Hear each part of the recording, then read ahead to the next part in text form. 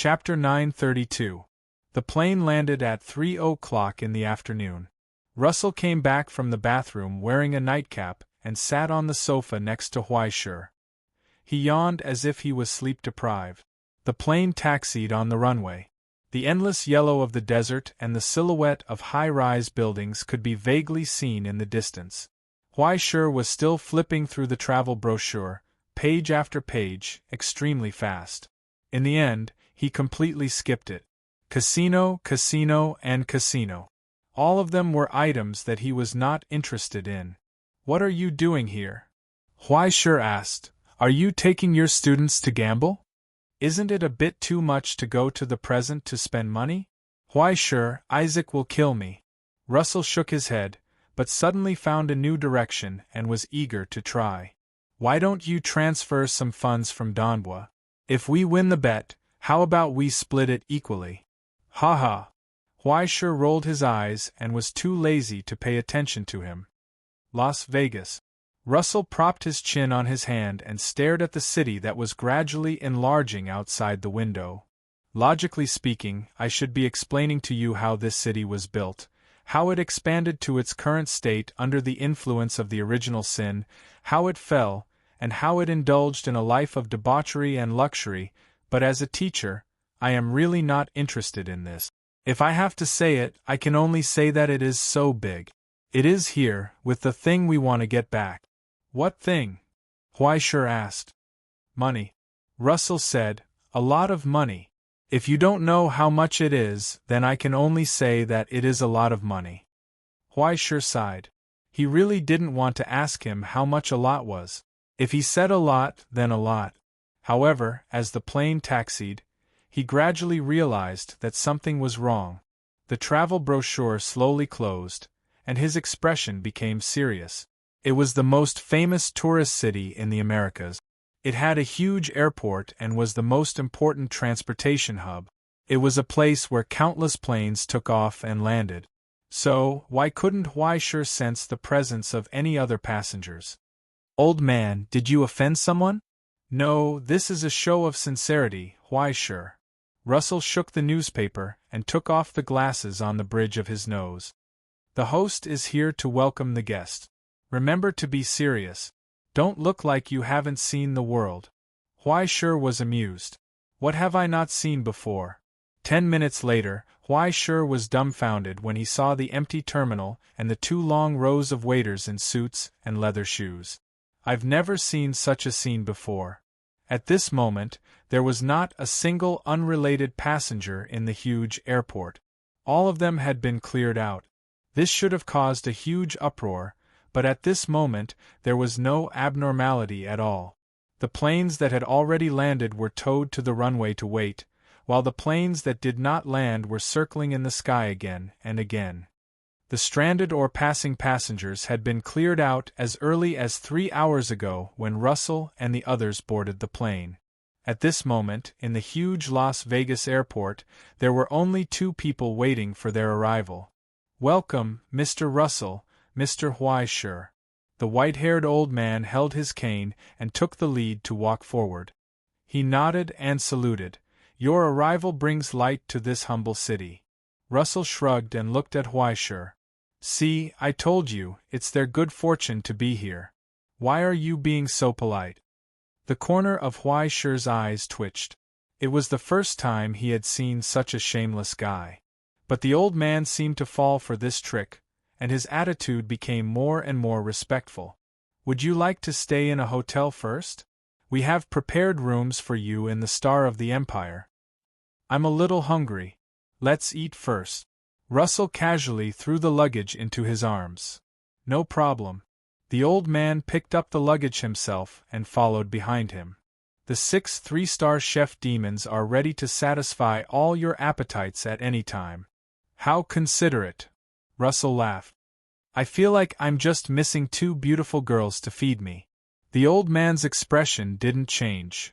"If you need it, I'll arrange it immediately." "Then arrange for a few beautiful girls to eat for me." Russell nodded, not knowing whether he was joking or serious. "I hope they can be happier." "No problem." The old man asked, "Do Do you have any requirements for the ladies to eat? Skin color or anything else? Any wish can be satisfied? Russell praised. You're really like Santa Claus.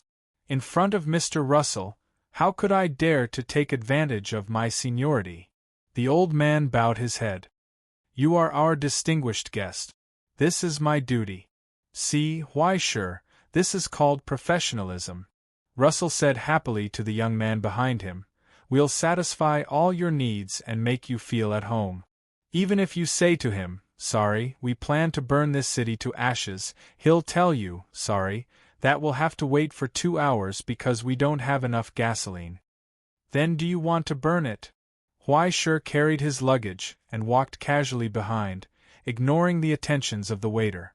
He had already noticed some kind of strange aura hidden behind this seemingly warm and harmonious atmosphere. He was too lazy to look at everything that dazzled him. Of course not, sure. Russell enjoyed this overly enthusiastic service with a clear conscience. His footsteps were brisk. We're not destructive maniacs.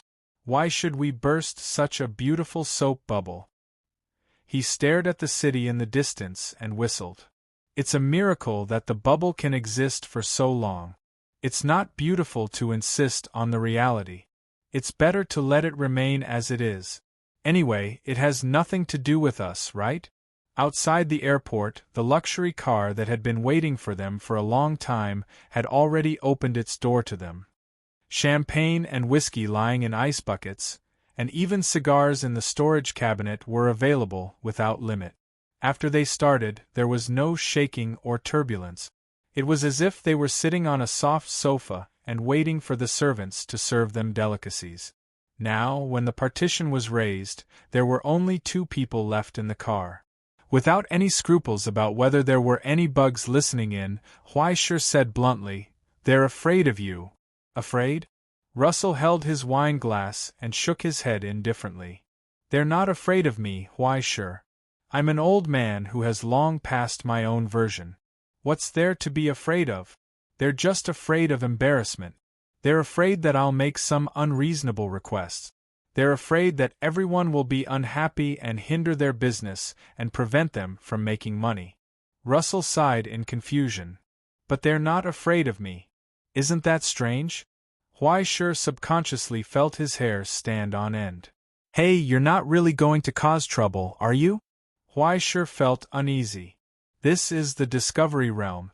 The consequences of a 5th-rank fight are very serious. Moreover, he was a special military officer of the Astronomy Association. Although he was the weakest special military officer in history, he was still a special military officer. What if the command bureau sent a telegram asking him to cut off Russell's head? Should he do it or wait a while? Wasn't this a dilemma? Don't worry, no one will cause trouble, sure. There won't be any war here today. Russell's fingertips held up the wine glass filled with ice and laughed mockingly. The other party won't give us any excuse to start a war.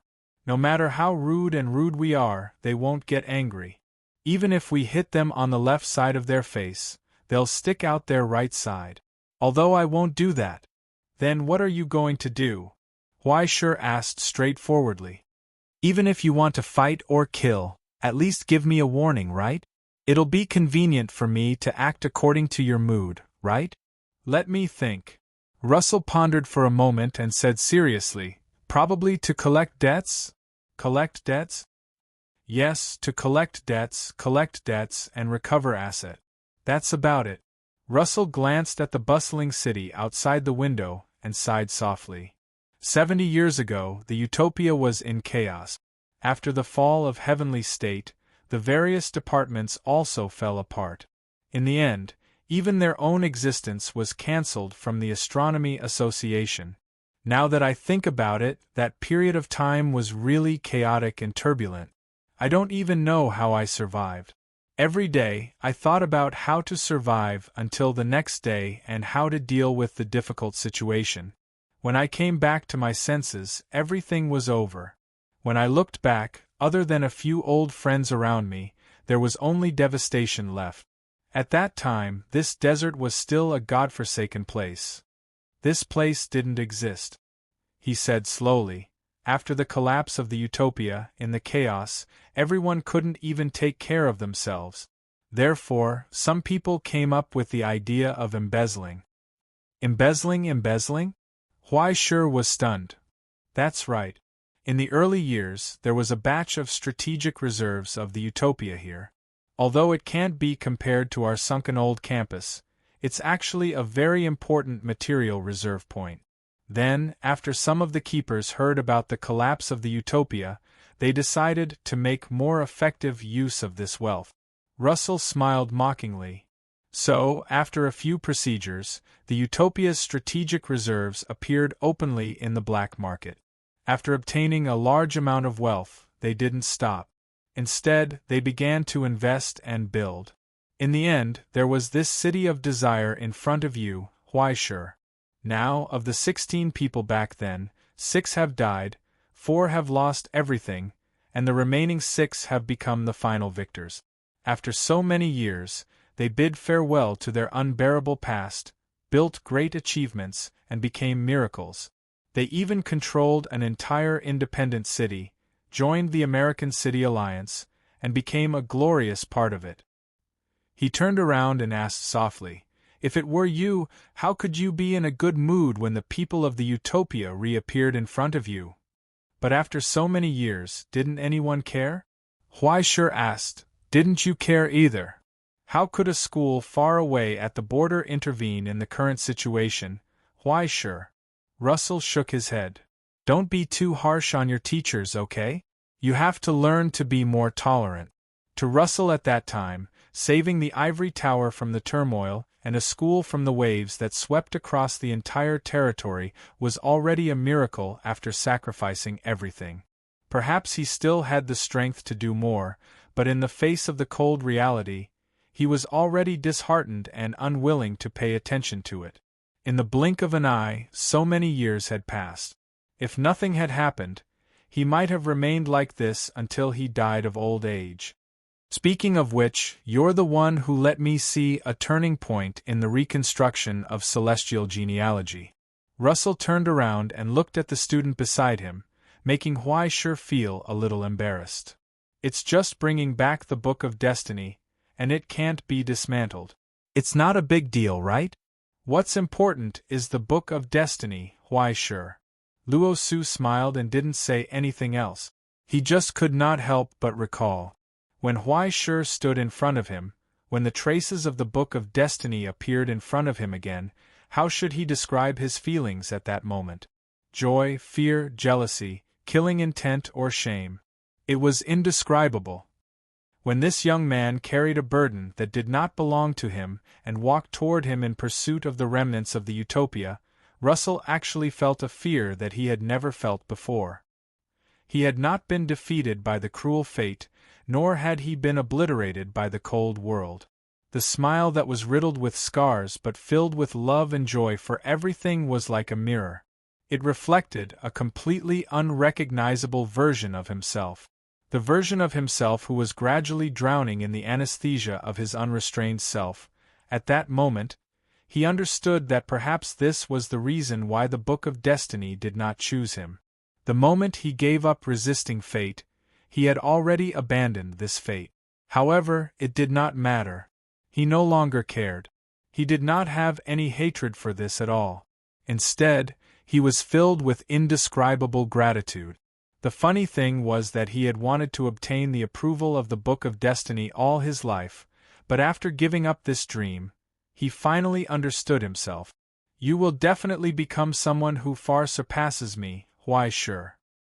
He firmly believed in this and solemnly promised the student beside him, "Don't worry, this is my duty as a teacher."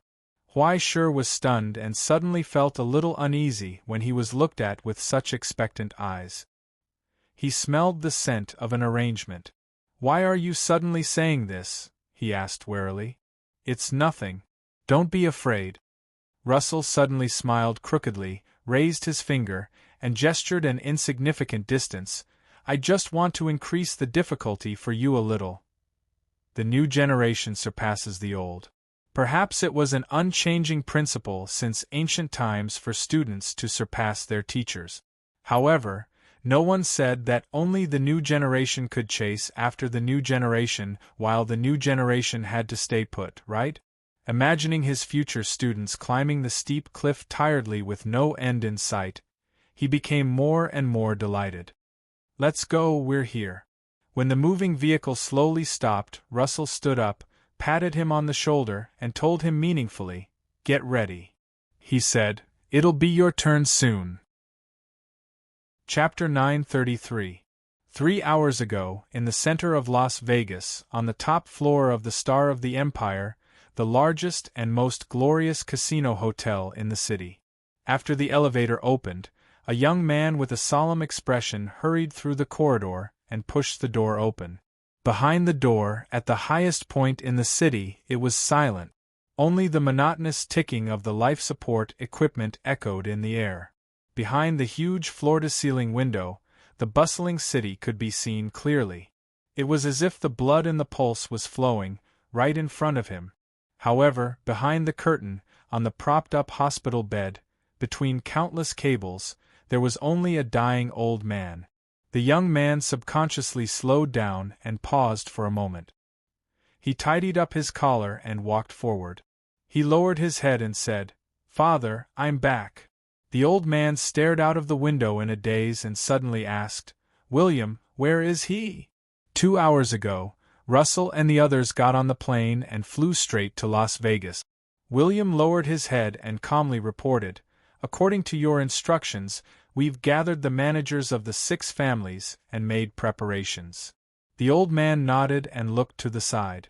The doctor who accompanied the old man nodded, opened the box beside him, and lifted the old man's right hand. As the medicine was injected, a sickly color appeared on the old man's face. He panted violently and coughed. "Father." William took a step forward excitedly, but then he stopped and lowered his head in grief and indignation. "Why are you panicking? I just used some medicine." The old man laughed hoarsely and stared at his face. "You're already 25 years old this year, William. Thinking about it, it's really fast. As the only son of the family, it must be hard, right?" William lowered his head and did not answer. "It's not easy to bear this heavy burden. Carry it well." The old man waved his hand. "I have a gift for you." He gestured for his son to open the box in front of the bed. Inside the box was a ferocious iron light, a revolver covered in scratches and 6 bullets. The weathered weapon was meticulously cared for. Even after so many years, it was still in its best condition. Every part and every screw was flawless. It was just like the mass-produced guns sold in gun shops everywhere in the city. It wasn't a precious or famous item, but everyone in the city should know whose gun it was. It had accompanied its master for 79 years, following him from a nobody to the overlord of this city. After witnessing so many storms and countless deaths, its master no longer needed it to display its authority, but everyone was more and more in awe of it. "Take it." The old man said, "It's yours." William stood rooted to the ground, not daring to extend his hand. After hesitating for a long time, he finally took it out of the box.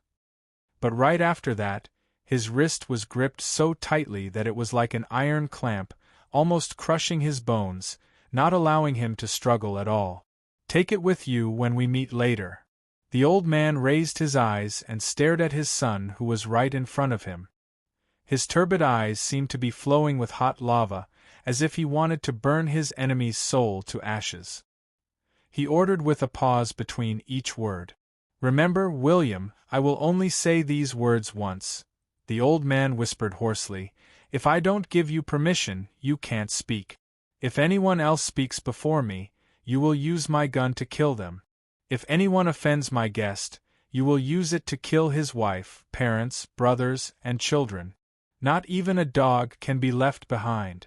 Even if the person speaking is your uncle's, do you understand?" "Father, why?" William shook his head blankly, unable to understand. "Really, is it really necessary to do this? He is only one person.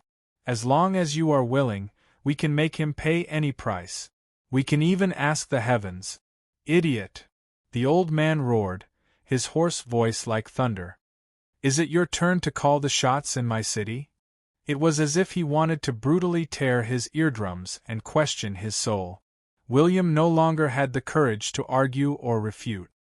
He lowered his head in horror. Very good. That's it, William. The old man coughed violently, but his expression became gratified. Dismiss all the people you arranged. Keep your head down and look at your feet. Don't look at his eyes, and don't hide your fear. You are a good child, William, but you are too young.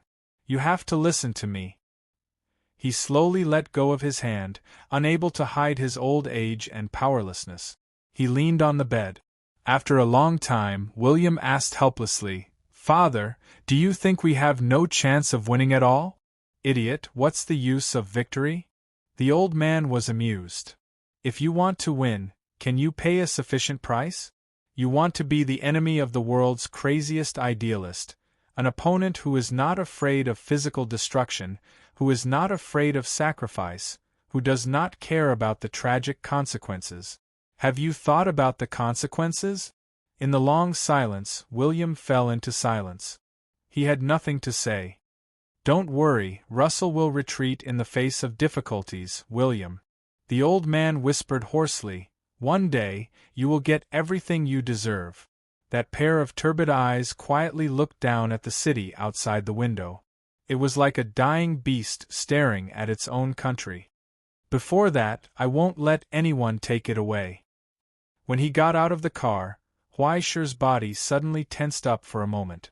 He frowned, because in front of him was not the bright lights of Las Vegas, but a military base with layers of barbed wire and machine guns. For a moment, Huaisher thought that the other party was playing some trick of accidentally entering the White Tiger Festival Hall. But he immediately reacted.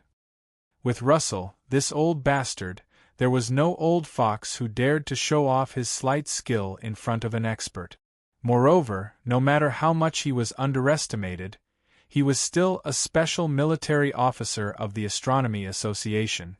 Not to mention the White Tiger Festival Hall, even if he rushed into the central decision-making room of the Central Bureau and jumped 300 times, as long as he didn't die, he would definitely be in the most comprehensive, serious, and unruffled internal court.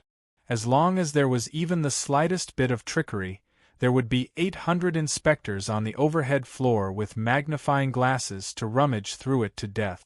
Why would he need to worry about this? He shook his head with a smile and looked around. In front of the open door, he saw a few people who were already so old that it was shocking. Their white hair was sparse and their bodies were thin.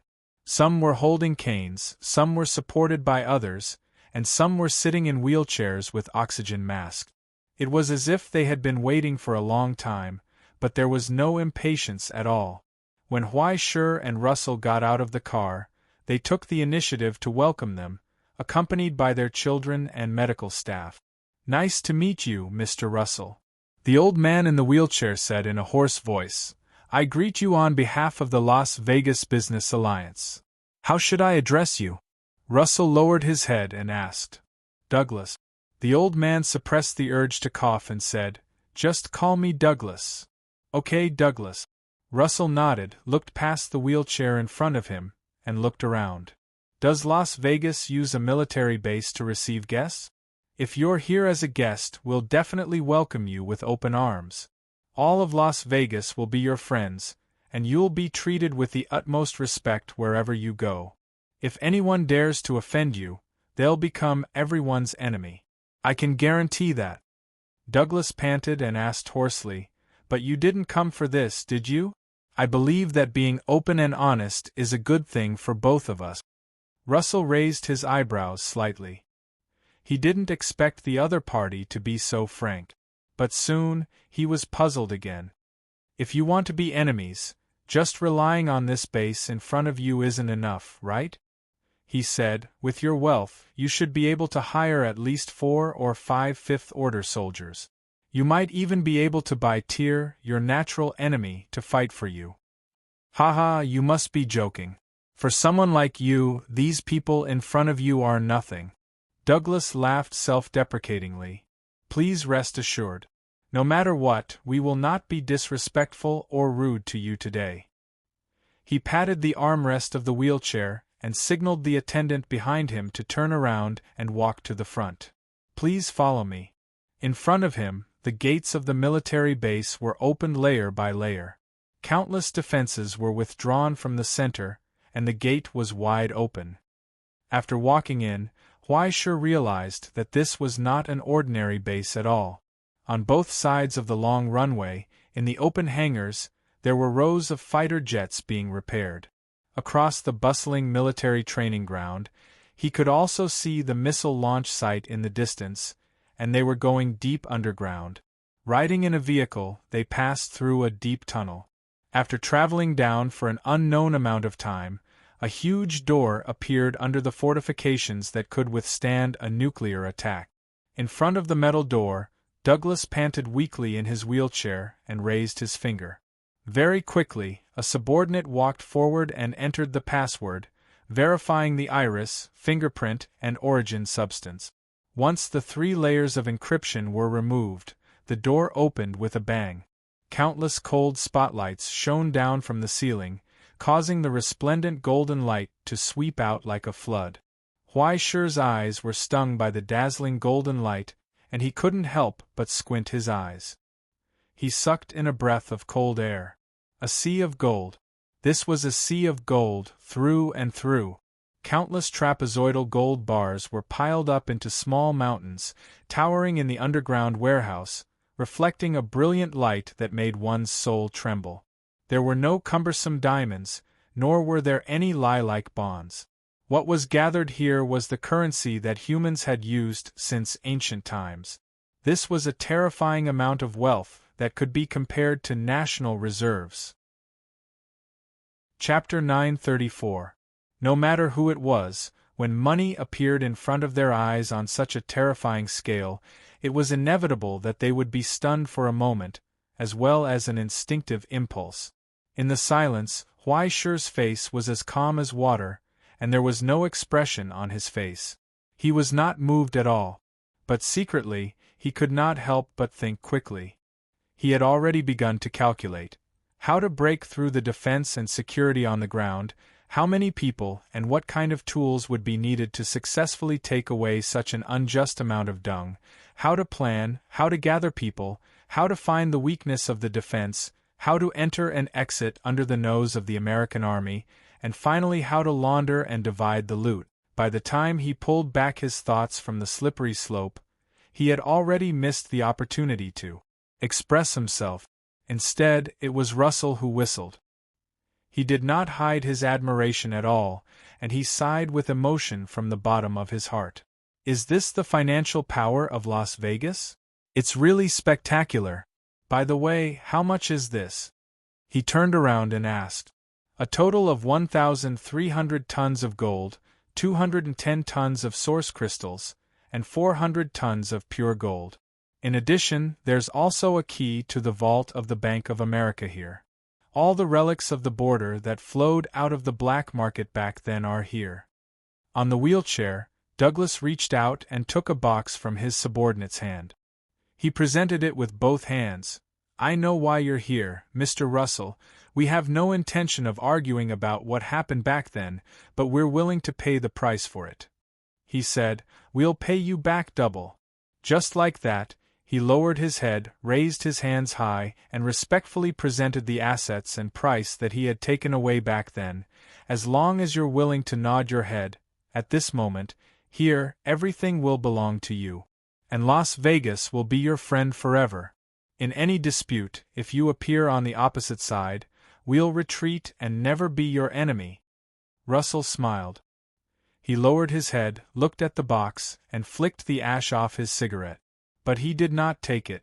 How interesting, Douglas. Whether it's you or this world, you always surprise me. He sighed softly. It's been 70 years. 70 years ago, I didn't even know your name. 70 years later, you're already standing in front of me, negotiating with me. The world had changed so quickly. So many years had passed, and the Americas had changed from the wilderness to the 5 pillars of reality. The Republic had been born and fallen, and Las Vegas had changed from a deserted desert to a city of desire. Technology was advancing, the times were developing, and the currency was expanding. Every day was different from yesterday, and tomorrow would be different from today. Everything is improving and growing, and so are you. But it's like we're still stuck in the past, immersed in the afterglow of the past, unable to face the painful future. In the dead silence, no one responded. Only the old man's laughter became more mocking. 70 years ago, you seized the resources stored in the utopia and plundered the wealth we had accumulated. Using this as a foundation, you won a huge family business and asset. Now that 70 years have passed and I'm here, you're telling me, don't be angry. We didn't do it on purpose. We intend to repay the principal? In order to prevent you from complaining, we can even double the price. It's as if I'm a beggar who came knocking on your door. He lowered his head in disbelief and asked, "Just how low have I fallen for you to embarrass me like this?" In the long silence, no one responded. Only Douglas' heavy breathing under the oxygen mask could be heard. After a long time, the old man in the wheelchair replied in a hoarse voice, "We're showing our sincerity, Mr. Russell. No one here dares to humiliate you." "No, that's actually what you're doing, isn't it?" Russell shook his head and sneered. "It's just that the way you humiliate me makes people think that you're very polite. In fact, that's not the case, is it? Douglas, you have to understand that I'm not here for your friendship or your sincerity." He enunciated each word clearly. "I just want to take back what's rightfully ours. You can name your price." Douglas raised his eyes. His weak eyes seemed to be burning with flames. "This is also the reason why I'm here today. No matter what kind of compensation you want, we can talk about it." Russell chuckled softly. "In other words, you're ready to negotiate? We'll do our best to put an end to disputes and break the peace, Mr. Russell." Douglas didn't back down. He replied calmly, "The difference is whether you're willing to negotiate or not." "Of course, why wouldn't I be willing? It's a peaceful era now. Would I go on a killing spree because of my personal feelings?" Russell grinned and mocked. "Douglas, if you want to negotiate, then I can negotiate for you. It's just that the person you want to negotiate with is not me." He paused for a moment and looked behind him. Not far away, Huaishur, who was leaning against the door and taking a selfie with his back facing the mountain of gold, stiffened. He couldn't help but tremble. He couldn't believe it. What the hell? He was shocked and lost his voice. The people of Dongsha say that when the master has something to do, the disciple has to do it, right? Russell happily blew the smoke from his cigar. "How about you replace me?" "Huh!" Huaishur felt his head swelling rapidly. It was like a balloon. His head hurt. "So this is what you're talking about. Why did you arrange for me to do it for no reason?" "Don't look so resistant, Huaishur. Isn't this what you should do as an assistant and secretary? Now that I think about it, you haven't done it even once.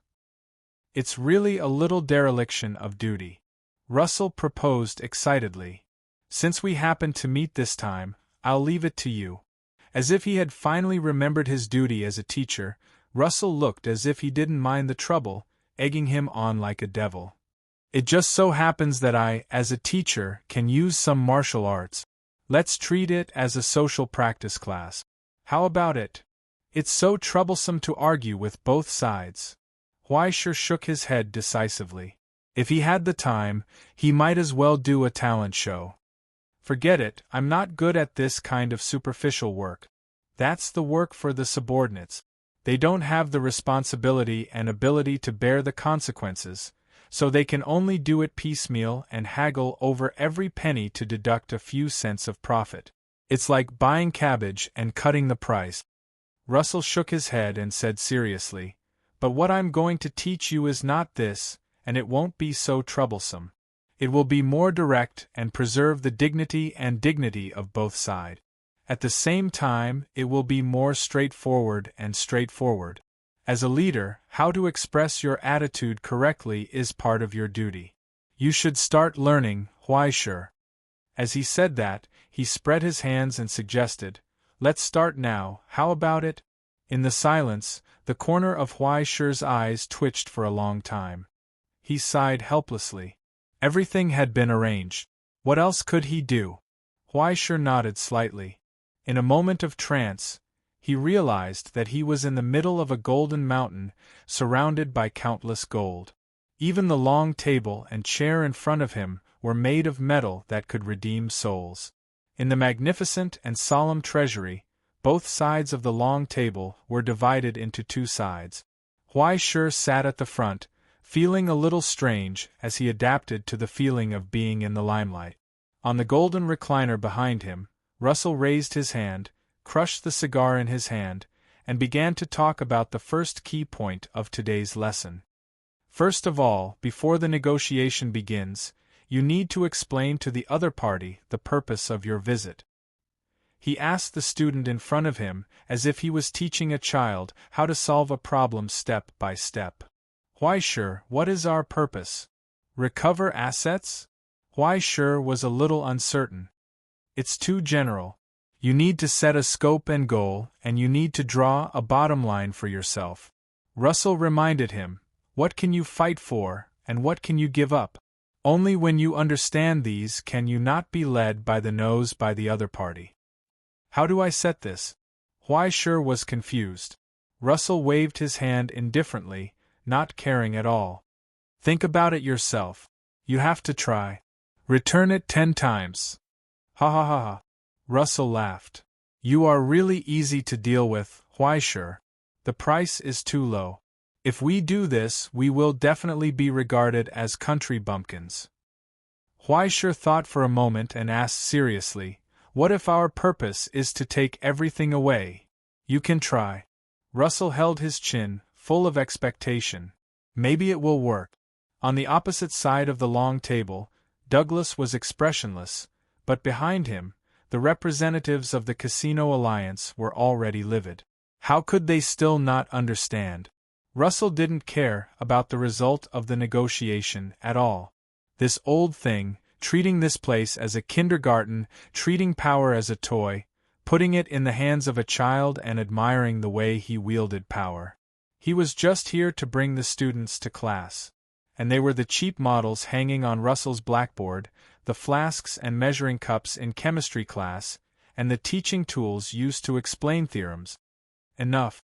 Someone roared gloomily, Mr. Russell, don't you have any sincerity at all? No one responded. Only Douglas glanced to the side indifferently. William nodded, reached into his pocket, held the pistol, and pulled it out. But his movements came to an abrupt halt. It was as if he had suddenly pressed the pause button. He was stiff in place. He couldn't move. Only a pair of eyes were full of confusion. Oh, an unexpected incident, Huaisher.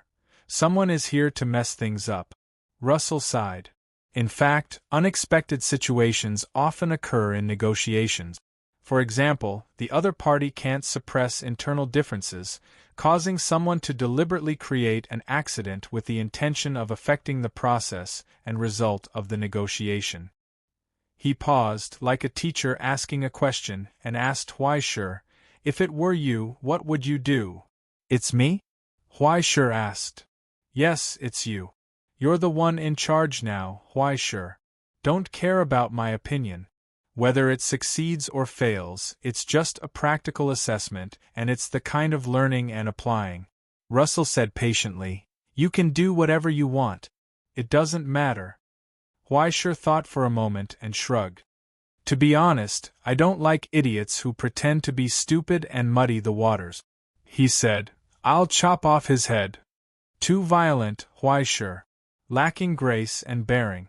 1 point deducted. Russell shook his head. He was a little helpless about this student's habitual violent style. But since you said so, then I'll chop off his head. He raised his finger and tapped on the gold of the armrest. He issued a mock judgment of death penalty. In an instant, the sluggish objector was frozen in place. There was nothing above his neck. But he didn't die. He didn't even shed a drop of blood. It was as if something terrible had taken it and hidden it. He raised his hand blankly and touched the empty space above his neck. He seemed to be screaming in horror, but he couldn't hear a sound and didn't understand what had happened. He ran aimlessly in fear. In the end, he was dragged down by someone who reacted. Only now did William finally regain consciousness. But he looked at the old man at the end of the long table, and didn't have the courage to take out his weapon. Douglas's eyes were downcast, as if he didn't care. Then, after announcing the purpose of your visit, we can enter the second stage. Russell spread his hands and received it happily. Now, you can show your strength and capital, why sure. Chapter 935. It was like being in a classroom in the ivory tower. Under the afternoon sun, the old man on the sofa smoked a cigar and taught his students the wisdom of life and the essence of human nature, teaching them etiquette. How to visit your enemy in a proper and serious manner. There was no need for complicated afternoon tea rules, no need for cumbersome conversation skills, and no need to haggle and haggle. Instead, it was how to take back what they had won in a proper way. First of all, they had to express their intentions openly and honestly. There was no need to hide and let the other party know why they were here. Then, they had to show their strength and capital to win the respect of others. Strength and capital? Why began to want to laugh. He had a lot of titles, but he didn't know which one was suitable at this time. Prince of Paradise? A has-been idol? Who cared? A member of the astronomy club? It might be a death sentence for the demons, but in the present, facing the six-family alliance representing Las Vegas, they would only bind their hands and feet. King of Donbois? Compared to the glorious city of desire, Donbois was just an inconspicuous small place. In addition, he was also a classical music teacher in the ivory tower, Russell's secretary, the abyss-cooking demon, the calamity musician, the anointed, and even a third-order sublimator that wasn't worth mentioning. But those titles shouldn't appear here. He wasn't here because of that. Then what should he say? He couldn't help but shake his head and laugh softly. It wasn't until now that he realized that perhaps this troublesome job had already been destined the moment Donbois had been tricked by Russell into getting on the bus. So, there was no second answer. For them, there would always be only one person with the greatest strength and capital in the world. At that moment, he calmly raised his eyes and looked forward. Across the bright and luxurious golden table, he stared at the old opponent at the end and calmly told him, "My name is Huaishur." Huaishur said, "I'm here on behalf of the celestial genealogy." So, in the dead silence, Russell happily stared at those stunned faces. He couldn't help but raise his hand and clap softly, full of joy. It was simply the perfect opening line. You really are the best student, Huaishur. You only need simple pointers to understand the essence of the problem. As long as the responsibility is given to you, you will never disappoint. You've already seen through the essence. At this moment, could it be that the ones who came here were an old man and a child? Is it the ivory tower? Or Donbois? No, neither of them. They came here for only one purpose, and they would only run on behalf of the same mission and desire. That was the only reason why they would come here, before these mortals who were intoxicated by vanity. Declare to the mortal world that the truth lies. Just like that, after 70 years, the existence of the kingdom of heaven once again appeared in such a formal manner in front of the negotiators. It was calmly announced by a young man. It was as if that glorious era had never left. Instead, it had always existed. It had always existed in the world, and it was just a short rest. But now, those sleeping giants seemed to have woken up with Huaishur's words. Standing in the darkness behind the long table, together with Huaishur, they looked forward. They indifferently waited for the other party's response. But a response would not be useful. The trial would not be postponed. Really, the younger generation will surpass us in time. In that torturous silence, there was only the sound of Douglas breathing under the oxygen mask. It was so low, mixed with the noise surging in his lungs. The old man sighed hoarsely, not because of the setback of his plan, but because of himself. It wasn't until this moment that he realized how wrong he was. He had originally thought that his greatest enemy was Luo Su. In order to make Luo Su retreat, he had racked his brains to come up with so many measures and countermeasures. The 2 favors that Russell owed, the 4 promises that he made to people, the support from the Ivy League, and the 5 proposals proposed by Las Vegas. There was always one that would make him waver. There was always one that would reduce the loss to the level that Las Vegas could bear. But he didn't expect that all his preparations and measures were useless, because Russell casually pushed a young man to the front of the stage. She had even taught him how to grasp this power right in front of him, step by step. Now, the nominal power that was enough to cause turmoil was in the hands of Huaishur, and an opponent more difficult to deal with than Russell became his enemy. When he announced his identity to him, Douglas even wondered if it was really a young man younger than his son. Or was it something more terrifying? Was it Russell's trick, or was it something else? He didn't know. Because of this, he became more and more uneasy and angry. Because from the beginning to the end, Russell, who was at the other end of the long table, never looked at him directly. His enemy didn't take him seriously at all. Just like 70 years ago, even if he walked on the street with a gun in his hand, wore the most extravagant leather shoes and the most high-profile clothes, and drove a luxury car, no one cared because he was just a nobody. "I've already paid you back, Mr. Russell. I've paid a huge price for this negotiation. I've even shown you so much sincerity. Why do you still want to humiliate me?" He raised his turbid eyes and asked in a hoarse voice, "Do you think that as long as I bring up the name of Heavenly State's lineage, I should raise my hands high and offer Las Vegas to you with both hands?" Russell smiled. He just rested his chin on his hand and didn't say a word. It was as if he didn't hear anything. Huaishur, on the other hand, didn't seem to care about the consequences. He was eager to try. "Next, I guess I should tell them the consequences of refusing? Aren't you going to try to make a promise?" Russell thought for a moment and shrugged. "Forget it. Although I skipped a part, it doesn't matter. Negotiations are flexible. You should try." "You're that assured?" Huaishur asked. "Yes." Russell smiled. "I'm that assured when it comes to you."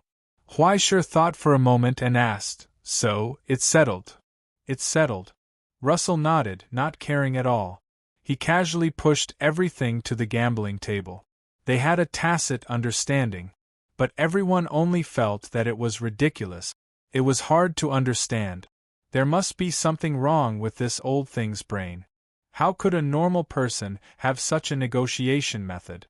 Just a word of disagreement and disagreements and a round of poker? As for the consequences they talked about, was there a need to use pale words to explain it?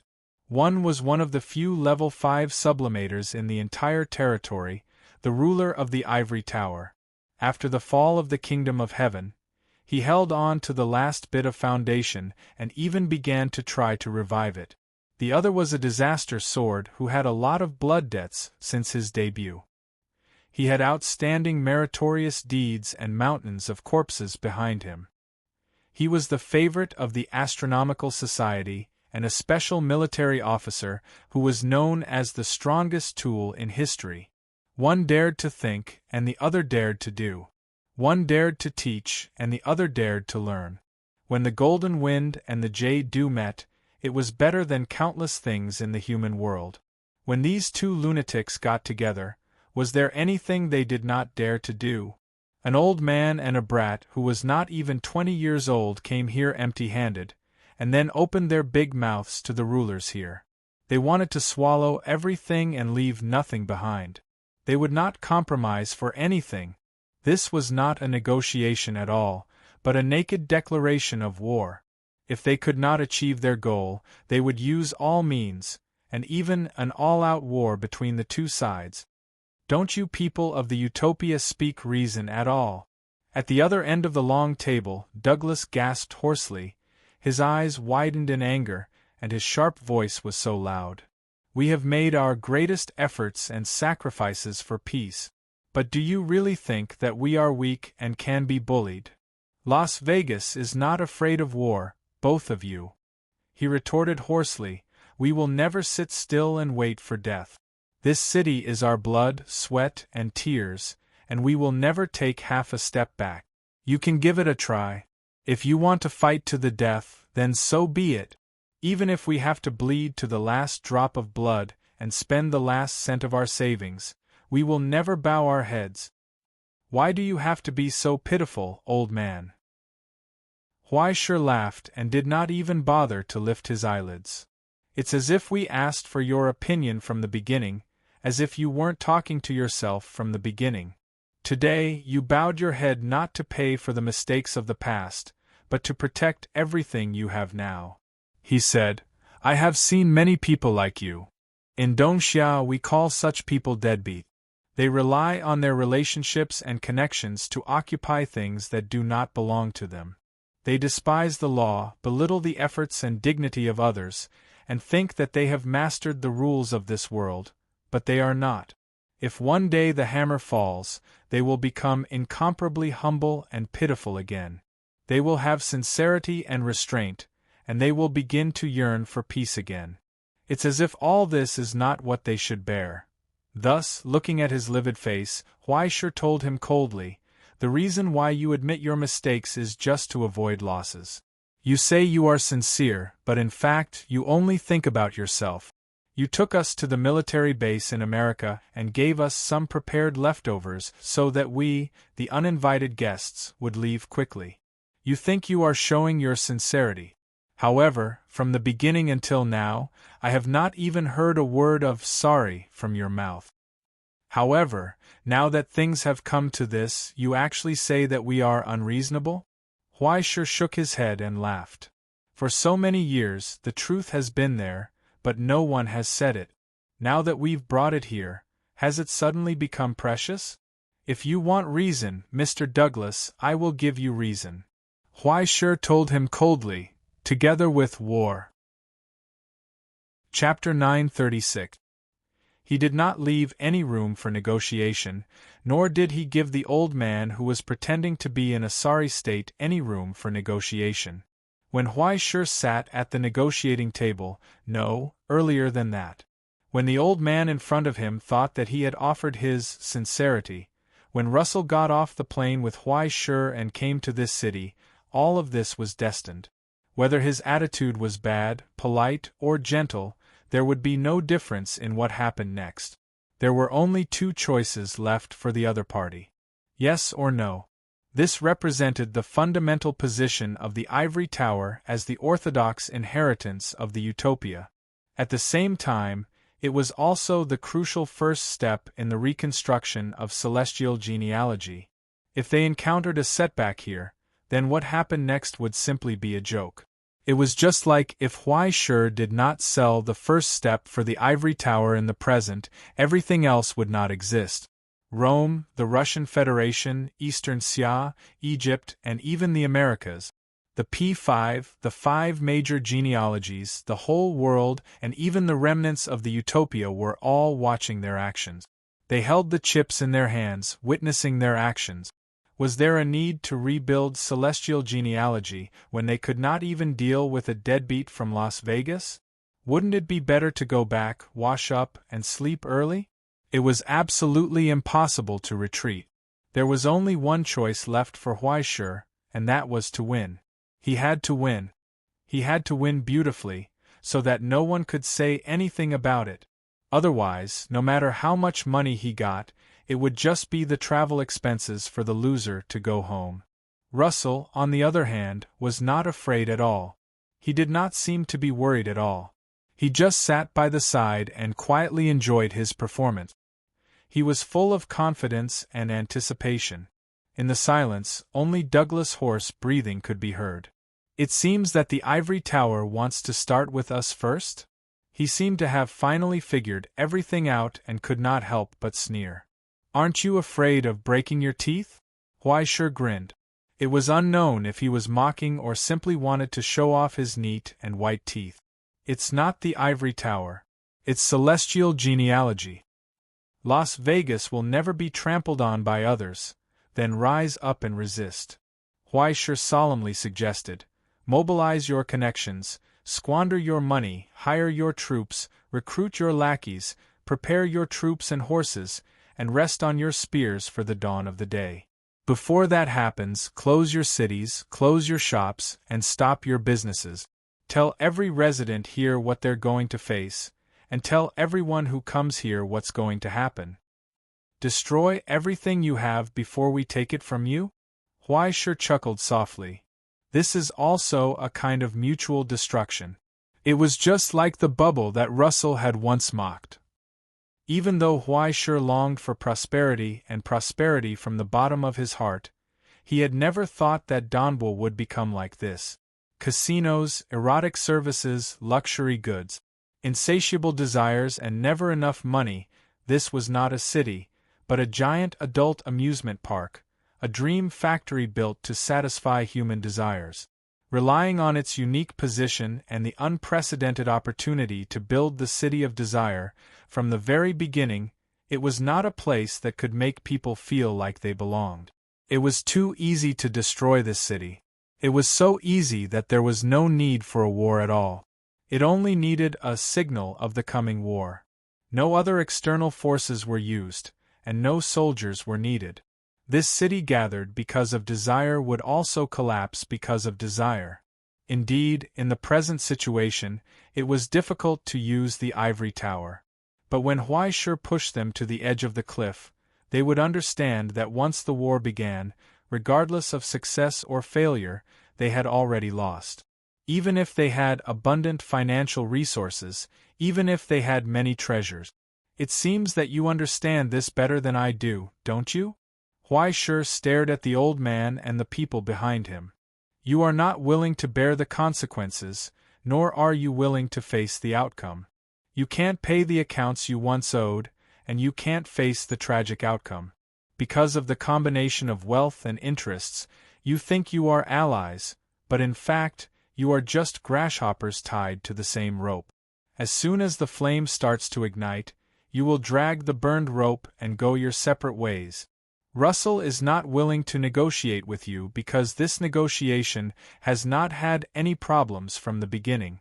You think that by destroying jade and common stone, you can make us hesitate, but from the beginning to the end, we only need to use you to express our determination.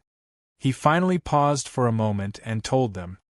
Now you can give your answer, he asked coldly. When will the war between us begin? A month, a week, or now? In the dead silence, Douglas's expression twitched.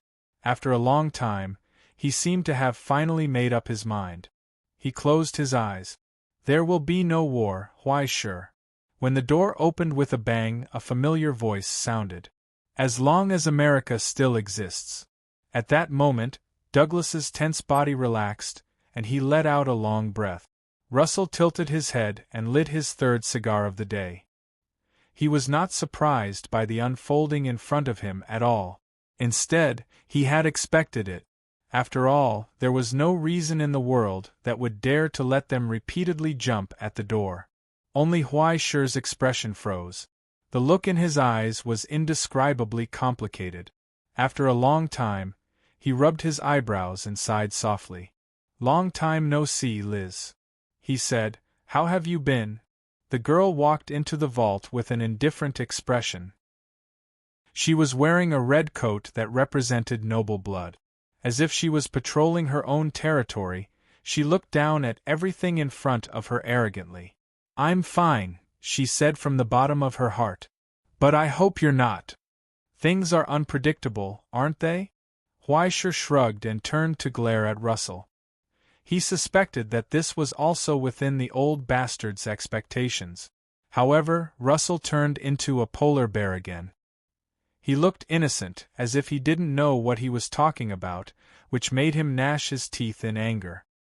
America respects the ideas and decisions of the Ivory Tower, but we will never allow the Astronomy Club to violate the amendment and interfere with the internal affairs of the present state. Liz sat down at the other end of the long table and naturally took over the negotiating position. She told Huaishur, "We will never give up any rights on our own territory." This was Douglas's saving grace. Reinforcements from the American lineage. After lobbying many members of Parliament and noble blood, promising many benefits and rewards, the protection in exchange.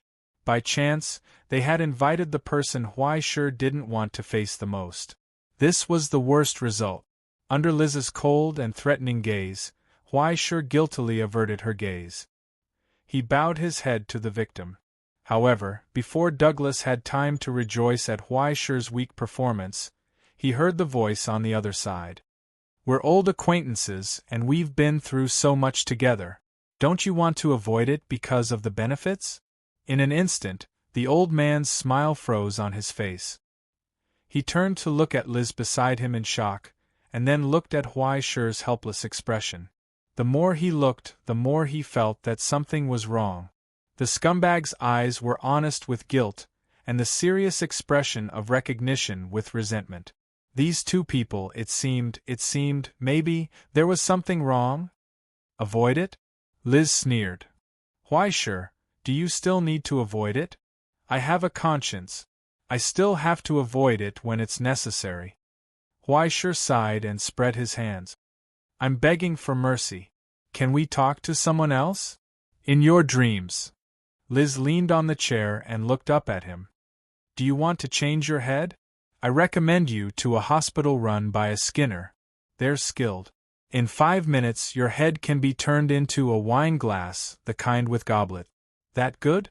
If you have time we can talk about it together. Huaishur smiled and looked at the girl in front of him. He asked curiously, So, who are we talking to, Liz? If I represent celestial genealogy, then who are you representing? The Ivy League?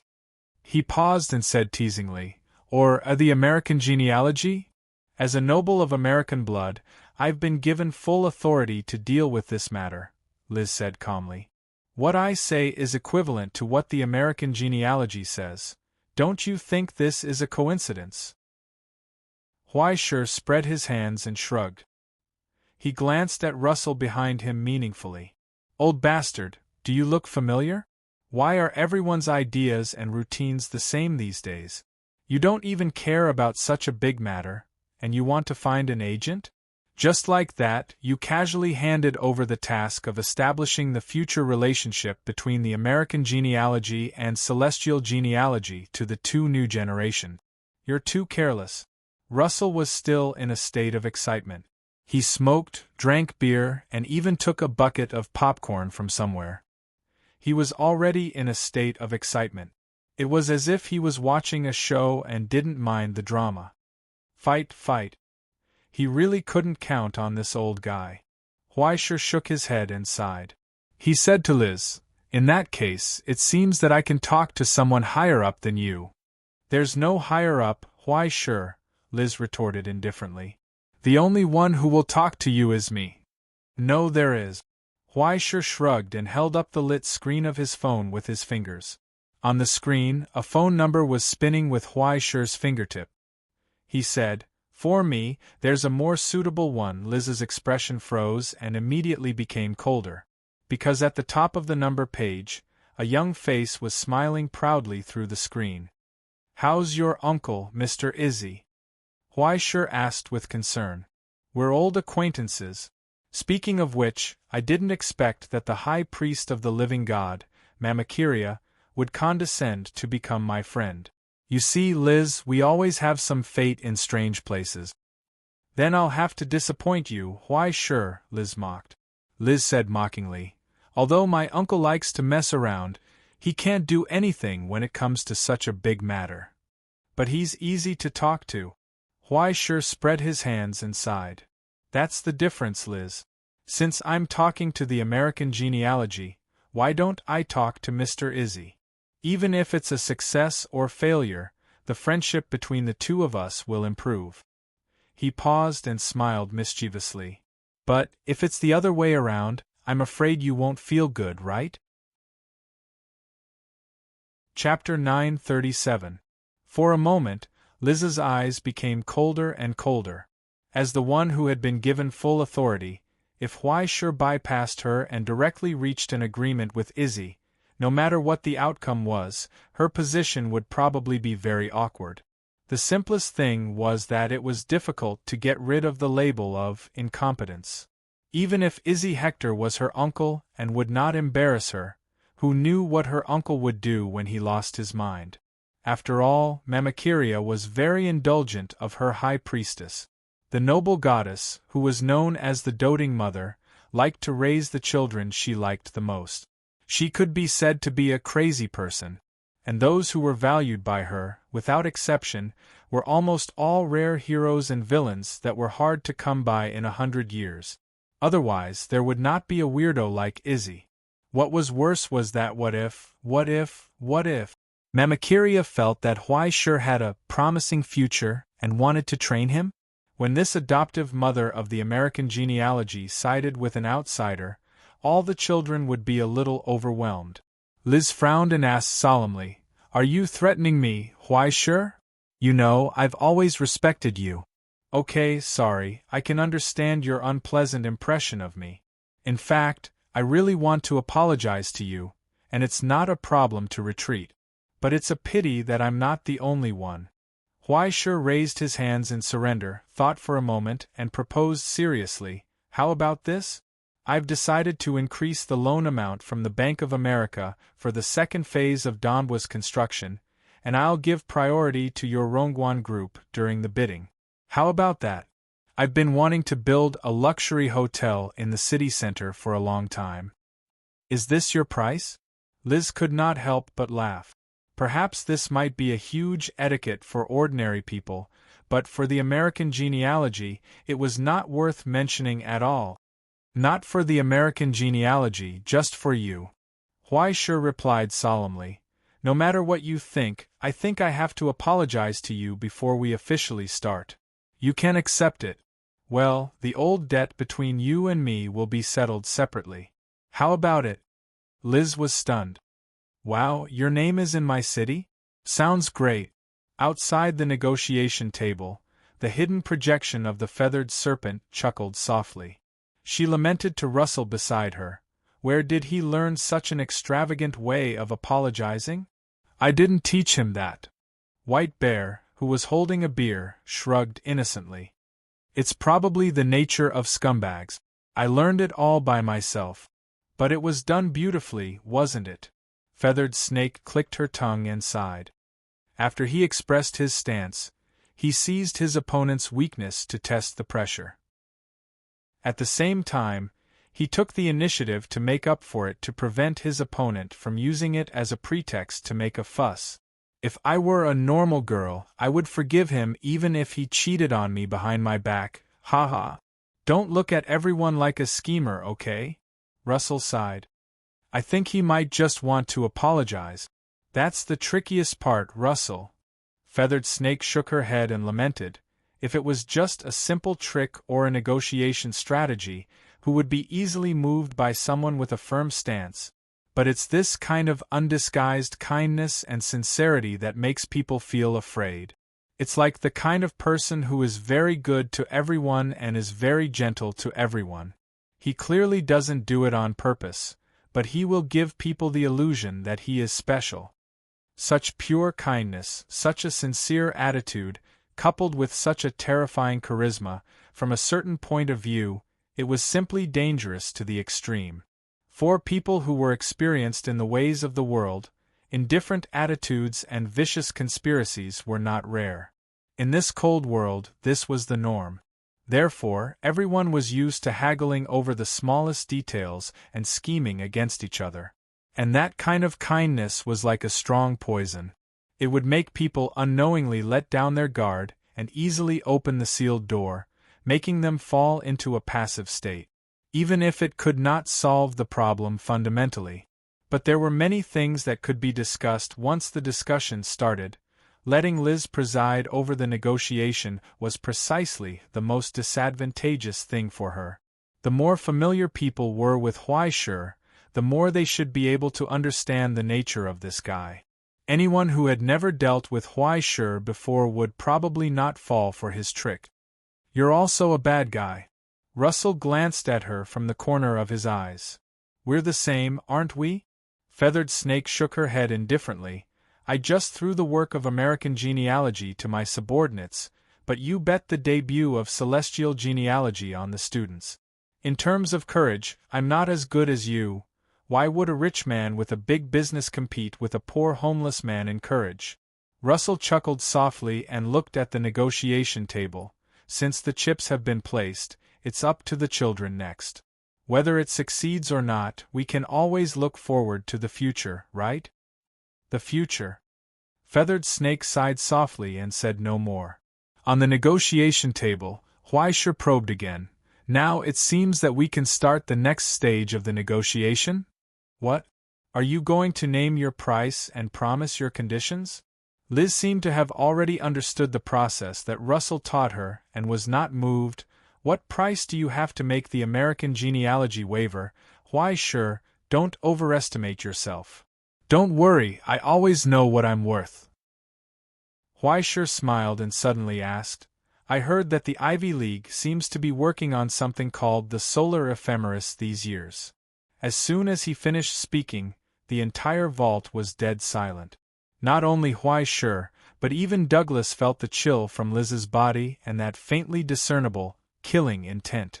The old man in the wheelchair suddenly changed his expression. His heart twitched. He looked at Huaishur with exceptionally shocked and angry eyes. Even if he did not know what the solar ephemeris was, it was obviously involved in an important project of the American genealogy.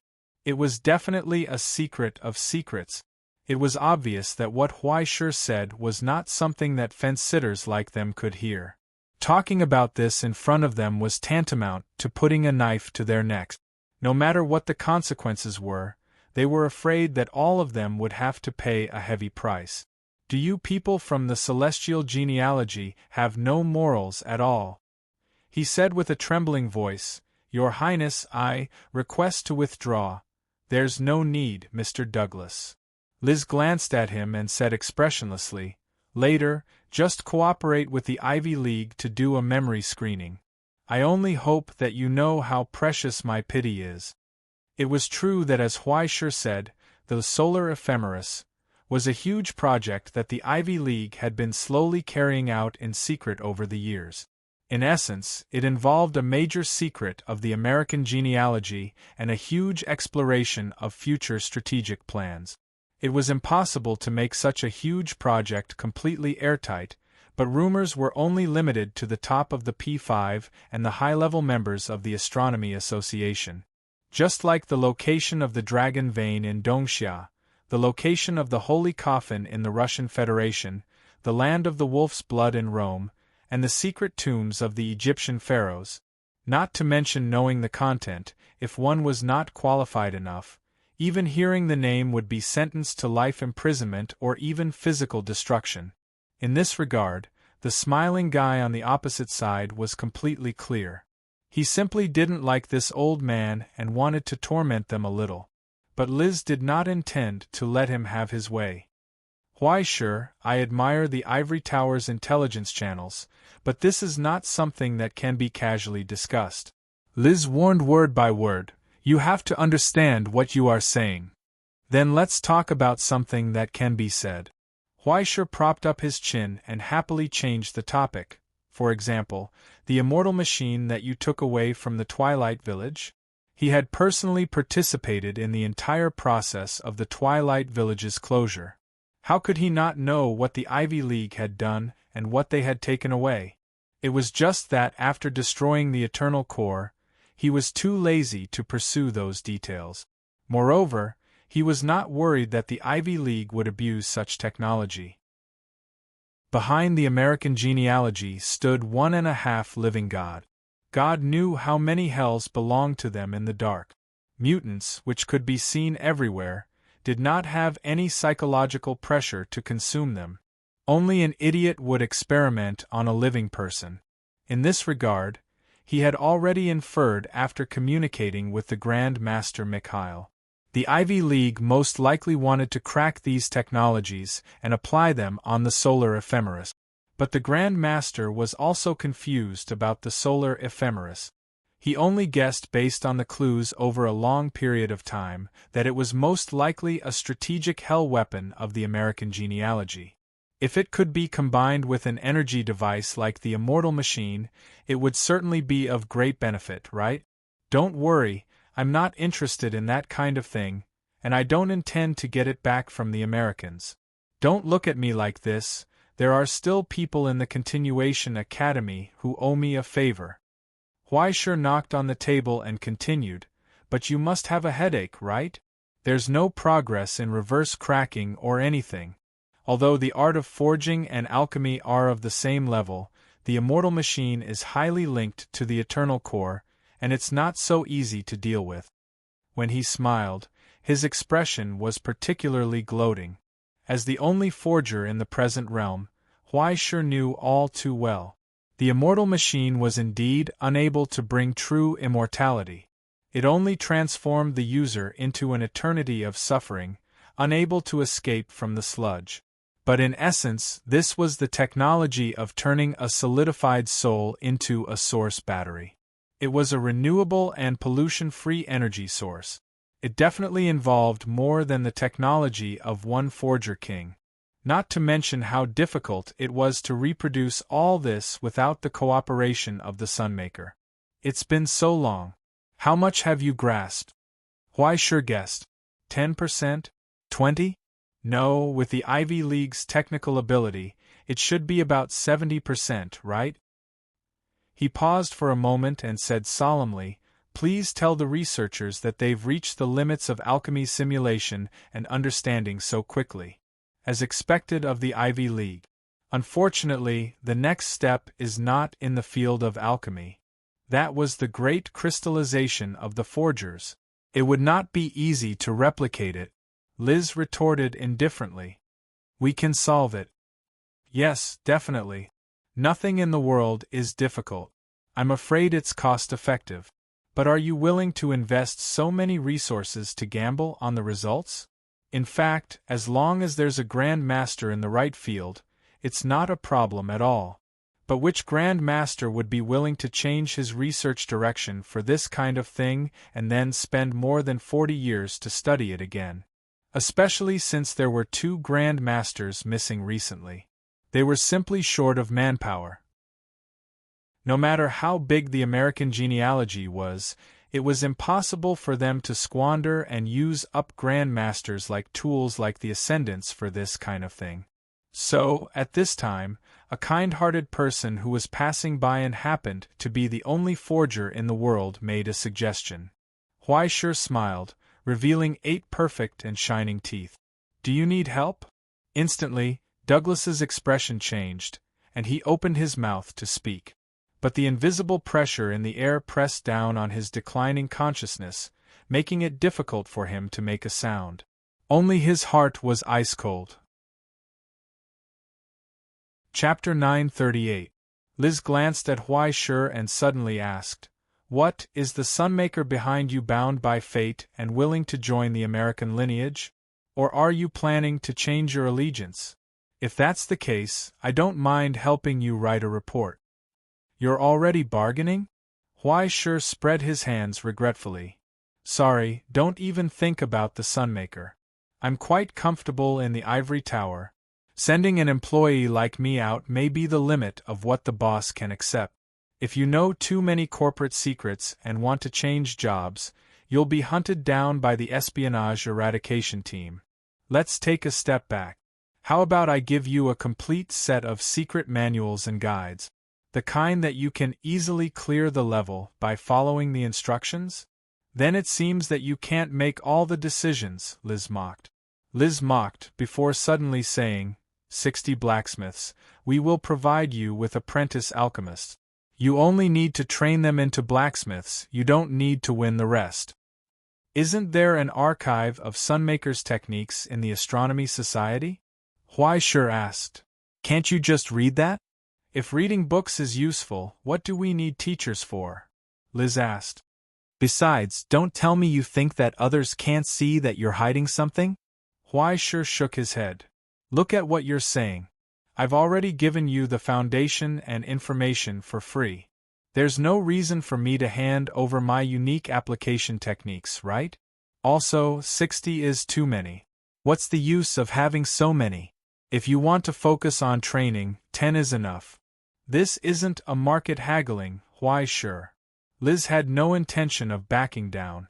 It wasn't as if the Ivy League hadn't trained their own sunmakers.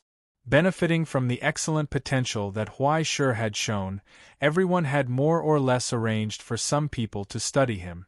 Anyway, the family business was big, and some people had nothing to do. Arranging some after-school activities could also enrich the fun of their lives. Then, everyone realized that they might not be playing the same game as Huaishur. Without the alchemy fire, metal specialization, and all kinds of blessings, even the first obstacle needed time to overcome. Without a mature forger to make a forgery furnace for the apprentices, they could only endure more than 10 times the time and slow efficiency, crawling at the speed of a tortoise. As for the techniques and high-end application methods that were not recorded in the basic teaching materials, who knew how long it would take to figure them out? 50 to 70 was the best range that Ivy League came up with after considering the time and manpower. Too much of it was useless, and too little of it was useless. If that's the case, it's impossible for everyone to have a casting furnace, Liz. Huaishur said, and you have to provide the materials, many of which even the ivory tower doesn't have in stock. Then, how many times do you want me to reimburse you? How is this possible? Huaishur patted his chest sincerely. You have to believe in my character. Hee, Liz sneered. To be honest, I don't mind such a small amount of things, and I don't intend to hide these techniques in a drawer as treasures, but it's not cost-effective for you to do this. Huaishur sighed. It will take at least a few decades to train your own people and wait for them to understand the King of Forgery's techniques and be able to cooperate with your scholars and alchemists to reverse engineer it. Look at me, I've done it in a few seconds. Why bother? But under Liz's insistence, Huaishur could only give in helplessly. She doesn't even understand that it's better to buy than to buy, and it's better to rent than to buy. This wastrel woman. Forget it, I'll just sell them a few castrated versions. They won't be able to tell anyway, then let's talk about something else. After settling this cooperation project between the Ivy League and the Ivory Tower, Huaishur casually reminded, the assets of the Utopia should not be abused. Treasures of heaven and earth should be owned by the virtuous. Good things should be held in the hands of good people. Liz looked at him deeply and emphasized, America will not sell its land. Of course, strengthening ties, deep cooperation, and close cooperation will definitely be the main theme of both sides. Huaishur understood and suggested with a smile, as an outsider, celestial genealogy has no intention of telling America's cities what to do. As an investor, I prefer to do nothing and just take money. Of course, for the sake of a win-win situation for both sides, some chaos in the city must be rectified. As long as there's money, there's no land. The seat of the independent city-states in the United States of America is open to all who want it, but only if I give my consent. Liz immediately emphasized, the property of America's citizens is sacred and inviolable. Of course, the interests of investors should be guaranteed. I even think that we should get more investment from the outside world to come up with something new here. It's boring to always be in the casino. If you ask me, we should develop in all aspects of morality, intelligence, physical beauty, and labor. To be honest, I've already started planning for the greening of the desert. Huaishur raised his hands high, full of sunshine. We are willing to join hands with the residents to build a more colorful dream city. The investment of the nobles remained unchanged and could even be increased. Don't worry, fellow townsfolk, we celestial genealogy only want money, we don't kill people. If there's money, everyone earns it together. How shameful is it to eat alone? The more people who drink the soup, the harder it is to overturn the pot. But don't think that you can control my project too much, right? Liz solemnly emphasized again, traditions and human rights must be protected. Of course, every soul is born free and noble. Huaishur answered without hesitation, we respect every skin color and every ethnic group. Even the beast type will be treated fairly here. It doesn't matter if you move Native Americans, Aztecs, or even Roman immigrants here. I have the beast type here, are you afraid? Huaishur wasn't sleepy. As the king of Danhua, he was born to stand on the moral high ground of political correctness. He looked down and hit whoever he wanted. As long as he was willing, he could spit at the top of the mountain and say that this place was too high, and there would be hundreds of thousands of beast types coming out to help him flatten it. Following the two's questions and answers, Douglas' heart sank to the bottom of the valley little by little. It was as if he was witnessing the interrogation of his son-in-law and father-in-law with his own eyes. It looked serious, cold, and hostile, but in fact, with every question the father-in-law asked and every answer the son-in-law gave, everyone was one step closer to a predetermined result. How much is your income? Do you have a house? Do you have a car? What are your job prospects? The answers to every question were above standard, and even beyond expectations. Next, they only needed to match their birthdays and see their horoscope. Then, everyone could happily and harmoniously imagine a beautiful future together. Other than the fact that the daughter to be married off was from the Douglas family, there was no problem at all. Both parties didn't seem to care about this at all. When Liz stood in front of the negotiating table, the result was no longer in his control. Finally, when the conversation at the negotiating table came to an end, Liz looked deeply at Huaishur and reminded him, in this land, every transaction will be witnessed by the gods. Huaishur, I hope you can keep your promise. Celestial genealogy will not let any friend down. Huaishur smiled and reached out his hand. Happy working with you. Liz's fingers were slender and strong, as firm as iron. She retracted her hand after touching Huaishur. But before she left, she looked at him one last time. I hope so. From this moment on, the American genealogy was the first to end their observation. They chose to bet. They participated in this huge gamble triggered by Russell. 10 minutes later, this news would spread throughout the world and be placed in front of every observer. The reconstruction of celestial genealogy took a crucial step forward, and it was in Huaishur's hands. It was in his control. And now, the war had not yet come, and this city that was born because of a mistake 70 years ago was about to welcome its new owner. For many people, there was no doubt that dark clouds covered the sky and a storm was coming. And some people seemed to see an opportunity to make a move in ecstasy. However, Huaishur did not care about the endless glory and extravagance that came with it. Was it fun? Could it be more fun than tricking students? He had to think about it for 5 minutes just to buy a monthly card. Financial numbers games had never meant anything to Huaishur, just like this city in front of him. It belonged to him. Then, he would take a look at it after opening the box and putting it in the cabinet. Its purpose was to put it together with other things. Such a troublesome matter, he would leave it to Russell to deal with. Anyway, he did not want to get involved at all. However, before leaving the vault, he suddenly remembered that there was one last thing he had to do. Thus, Huaishur stopped in his tracks, turned around, and looked at the weak old man in the wheelchair beside him. Beside the wheelchair, the young man with a livid face stared at him. After a long time, he no longer had the courage to look away. In the silence, only the old man's tired and difficult breathing could be heard under the oxygen mask. "This is your last chance, old sir," Huaishur reminded him calmly. "If you want to fight to the death, now is the only time." In the wheelchair, Douglas closed his eyes in despair. There was only one choice left. Thus, he no longer hesitated. When his turbid eyes looked up again, Douglas had already knelt at Huaishi's feet and praised him sincerely. "Mr. Huaishi, Las Vegas will swear loyalty to you." "Very good." Huaishi nodded approvingly.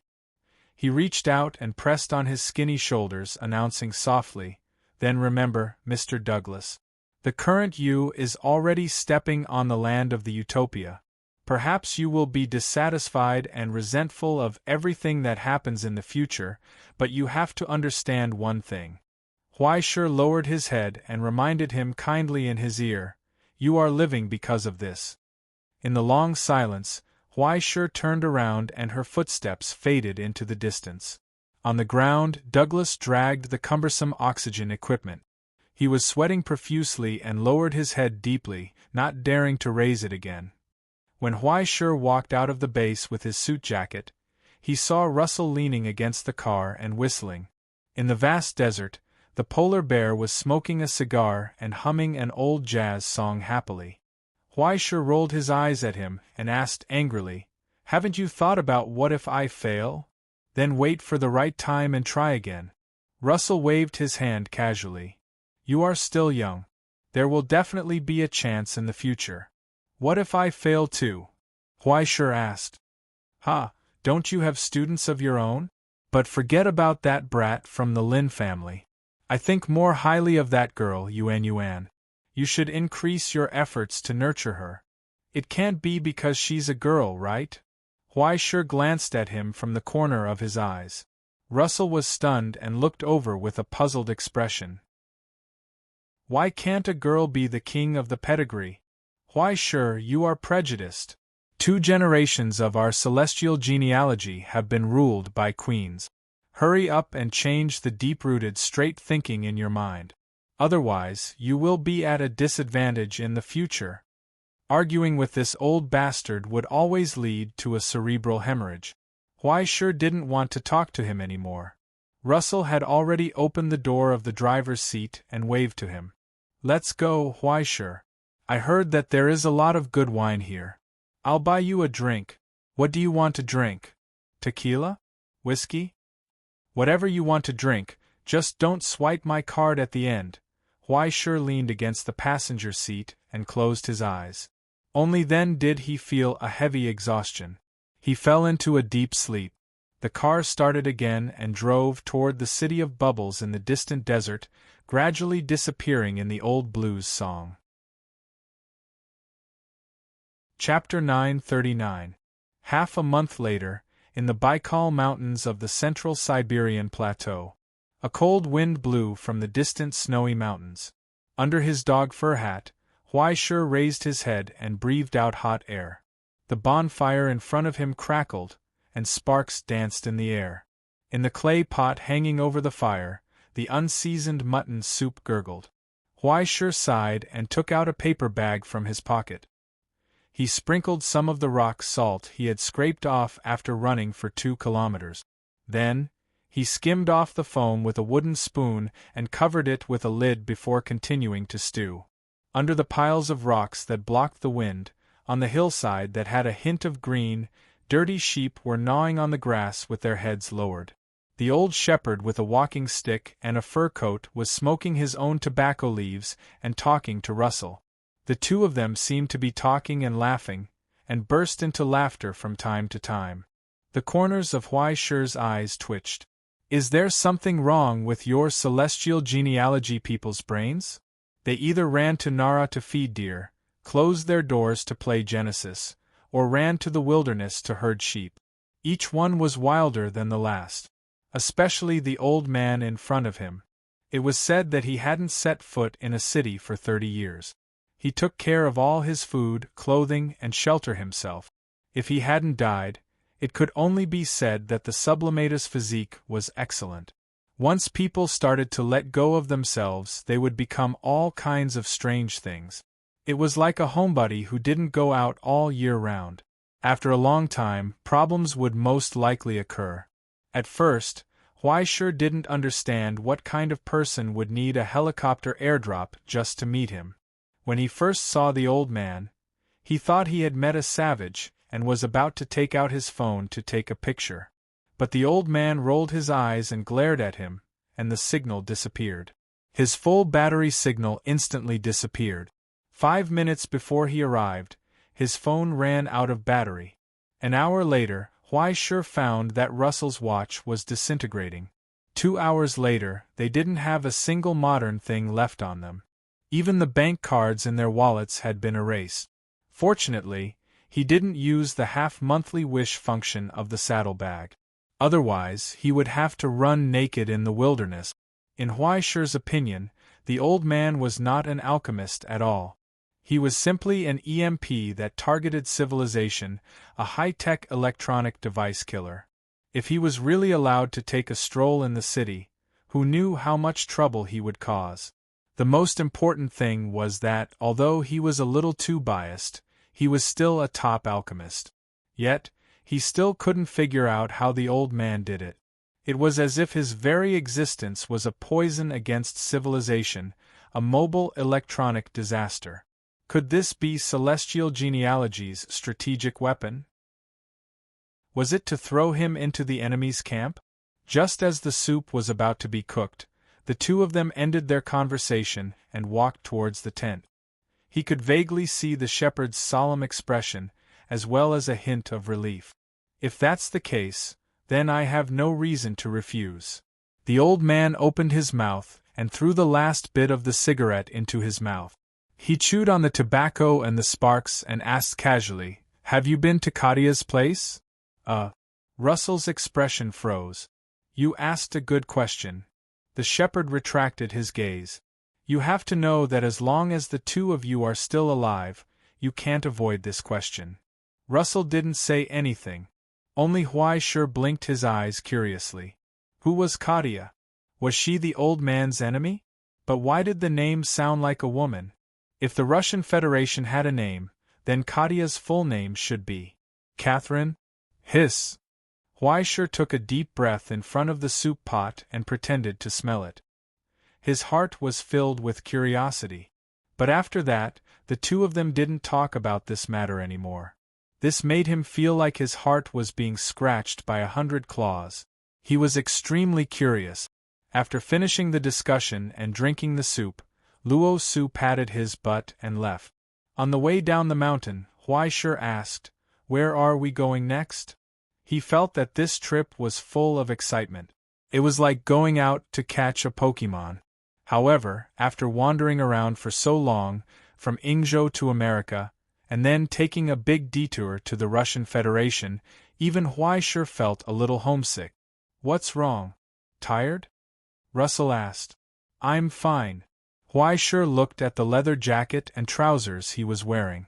"I just hope you can tell me where we are going next time so that I can change my clothes first." "Don't worry, Huaisher."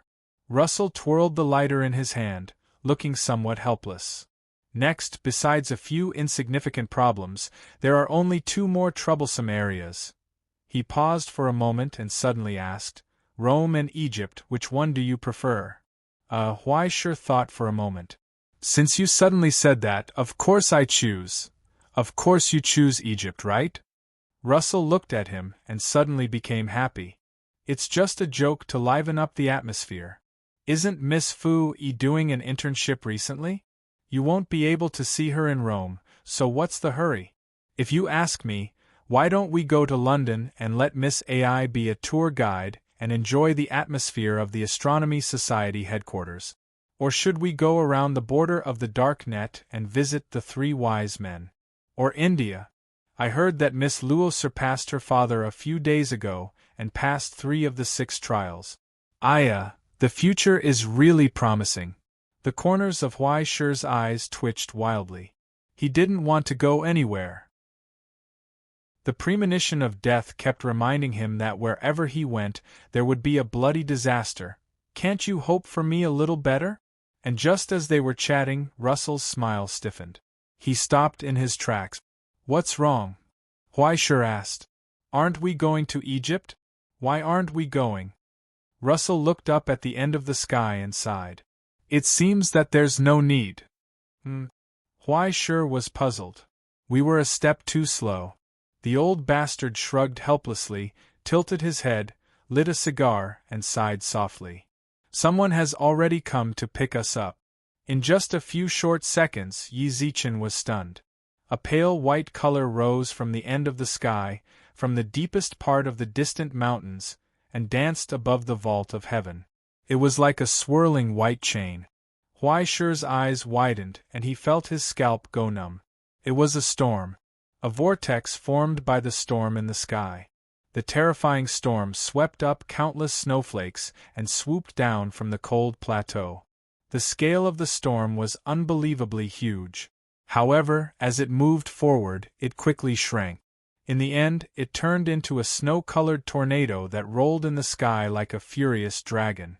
It was whistling towards them. Wow! The shepherd popped his head out from the grass beside him. It's so fast. Bastard, did you betray me? Russell questioned.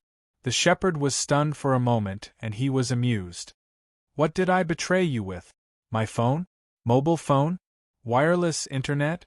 Still relying on my loud voice, I stood on top of the mountain and shouted in the direction of Ural, "Look, Katia, that bastard Russell is here." The old shepherd snorted and spread out his hands. Please, she is the old godmother of the Russian Federation, Gaia of the Storm. Every snowflake here has her name, and every strand of frost is her hair. You have stepped into the territory of the Russian Federation. Do you think you can hide from her eyes? Luo Su was furious. I've already blocked it. I unblocked it. What are you going to do about it? The shepherd replied in a bad mood. Russell, you have to face problems. At that moment, the storm whistled down from the vault of heaven. Huai Shi's scalp went numb. In the face of this terrifying disaster that seemed to cover the entire vault of heaven and earth, he subconsciously lowered his head and lay down, preparing to withstand the terrifying impact. However, the storm brushed past his body from both sides. It was too lazy to pay attention to a character like him who couldn't be taken lightly. When Huai Shi looked up, he found that Russell had disappeared. Except for the old bastard, he did not take a single blade of grass or leaf with him. Wow, Alice's adventure in the Discovery. Huai Shi was stunned for a long time, and he could not help but sigh. He sincerely hoped that the old bastard could find the Tin Lion and the Scarecrow when he reincarnated in the other world and never come back. But then, he started to feel numb again. What should I do? You probably, maybe were left here? The shepherd was gloating. He has some old grudges to deal with. Maybe it will be a little troublesome. It's not convenient for you to show up. Huai Shi was puzzled. How troublesome? The shepherd thought for a while and said seriously, It's troublesome to collect debts from your ex-girlfriend. Huai Shi was shocked by this huge amount of information, and he shook his head. Forget it. But Russell, that old bastard, owed 350 million yuan from eating, drinking, and gambling. Celestial genealogy was not reorganized halfway and he died. Where would he go? Back to Donbua? I see that you have nothing to do. Why don't you help me herd the sheep? The shepherd excitedly proposed. I see that your mutton soup is very good. Why don't you help me, and I'll teach you the primordial curse technique. I have the interest of surviving in the wilderness. Why would I come to the Russian Federation? Before Huai Shi could respond, he heard the howling of the storm in the sky. The ghastly white tornado came back again. It was as if he remembered that he forgot to bring the car key. It suddenly came back and swallowed him in an instant. When the storm dissipated, Huai Shi had disappeared. Only the shepherd was left standing in the same place, stunned, and looked up at the sky. Hey, Katia, you should take me with you. I haven't been out for many years. No one responded. Only the bleating sound of a herd of silly sheep galloping past. The sky was far away from the highlands. In the storm, Huai Shi didn't feel the dizziness that he expected. It was just like a blur in front of his eyes. From the mountains, he came to a strange city. In all directions, there were high walls of factories and smoke rising into the sky from countless chimneys. Cars roared past him, and the bells in the church in front of him rang. A flock of white pigeons in the square was startled. Pedestrians holding coffee hurried to and fro. Huaishur looked around blankly, still wearing a leather jacket, pants, and a leather hat. He looked like a bear that broke into the city. Where is this? The capital of the Ural Industrial District. In front of the church, the black-clothed priest who was ordered to wait here replied. Mr. Huaishur, welcome to the Russian Federation. Chapter 940. In the hot summer wind, Huaishur couldn't help but take off his dog-skin hat and start fanning himself. He was a little surprised. In the blink of an eye, he went from the central Siberian plateau to the other side of the Russian Federation? Is it that magical? Huaishur was stunned for a moment, then looked at the church in front of him before he reacted. Where is this? Ekaterinburg, the priest said. You are in the blood-dripping church, which belongs to the Russian Federation. Huaishur suddenly felt numb again. All the important offices and branches of the Russian Federation were in the form of churches throughout the country or overseas, especially in industrial areas like the Ural region.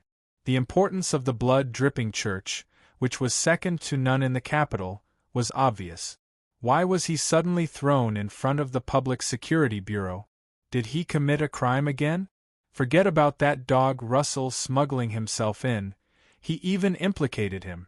He subconsciously wanted to say 3 words in a row, but before he introduced himself, he reacted. That's not right. Even if he didn't go through customs, as an action member of the Astronomical Society and a special military officer, he had the right to pass through the present territory. As long as he was in the present territory, the national border was almost nothing to him. At most, he could send a text message to the local branch to report. What's there to be afraid of? He coughed awkwardly and asked, Well, where is the old man who came with me? The bishop and Mr. Russell have something important to discuss, the priest replied politely. Please wait for a moment. How about I entertain you? Bishop, the corner of Huaishur's eyes twitched. Well, this wave was directly intercepted by the higher-ups of the Russian Federation. The old bastard Russell was happy to have his boat capsized. But since the other party didn't throw a cup as a signal and jump out 300 holy knights to sharpen their knives, it meant that he was still safe.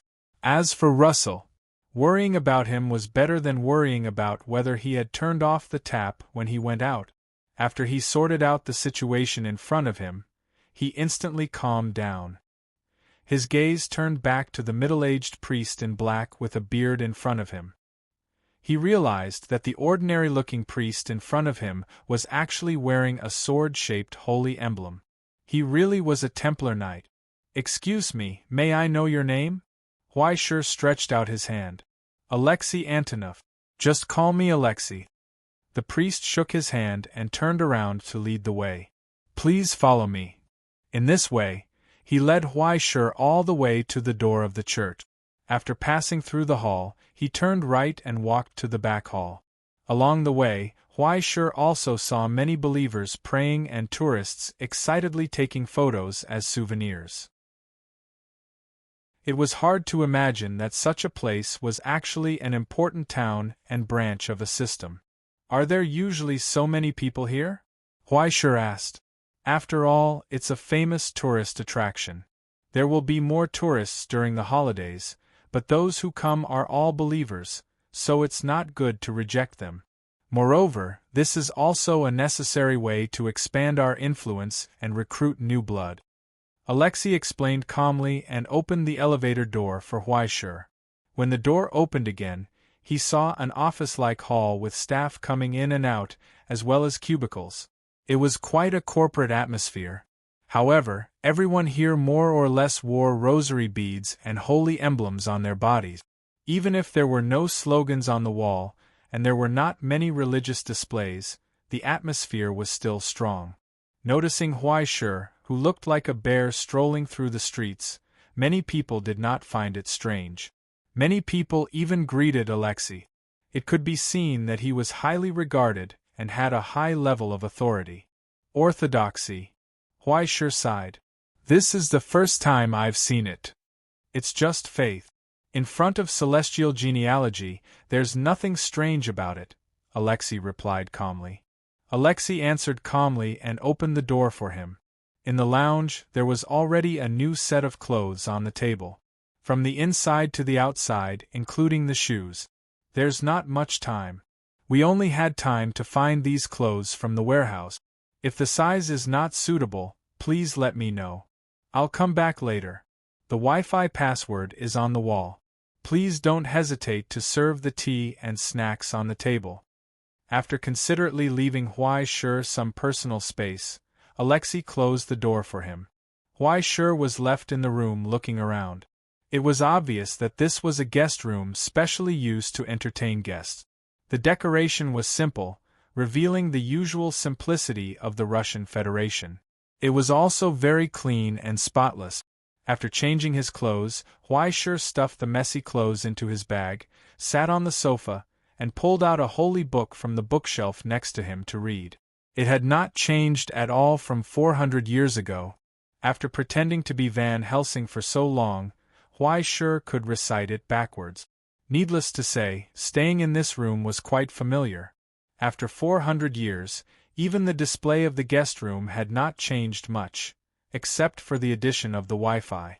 After all, it was the orthodox inheritance of the Holy Spirit pedigree. Hundreds of years ago, when the rancher was born and the gods fell, the Holy Spirit pedigree also fell apart. During that chaotic period, the predecessor of the Astronomical Society, the Pioneer Society, united the major pedigrees to re-establish the foundation of the present realm, thus forming the embryonic form of the Astronomical Society. The Holy Spirit pedigree also ushered in a complete split. After Rome inherited the heritage, they chose to learn from their mistakes and unified the important components of the Roman pedigree, the Greek pedigree, and so on. They formed the Pantheon system led by the Hall of Kings, which isolated the ranchers' spying and interference. Another part of the priests, who were unwilling to disintegrate the god of nothingness, guarded the relics and heritage of the Holy Spirit pedigree, resisting the erosion of the abyss. They gradually fell into madness, or turned into fanatics of the rancher. In the end, after the leaders of the many churches held the fourth conference in history in Constantinople, they decided to move to the east. Under the escort of the Knights Templar, the priests carried the last heritage of the Holy Spirit pedigree and the remains of the saints and began to move eastward. In the end, they re-established their foothold in this land. Now, it had become the official body of the Russian Federation pedigree.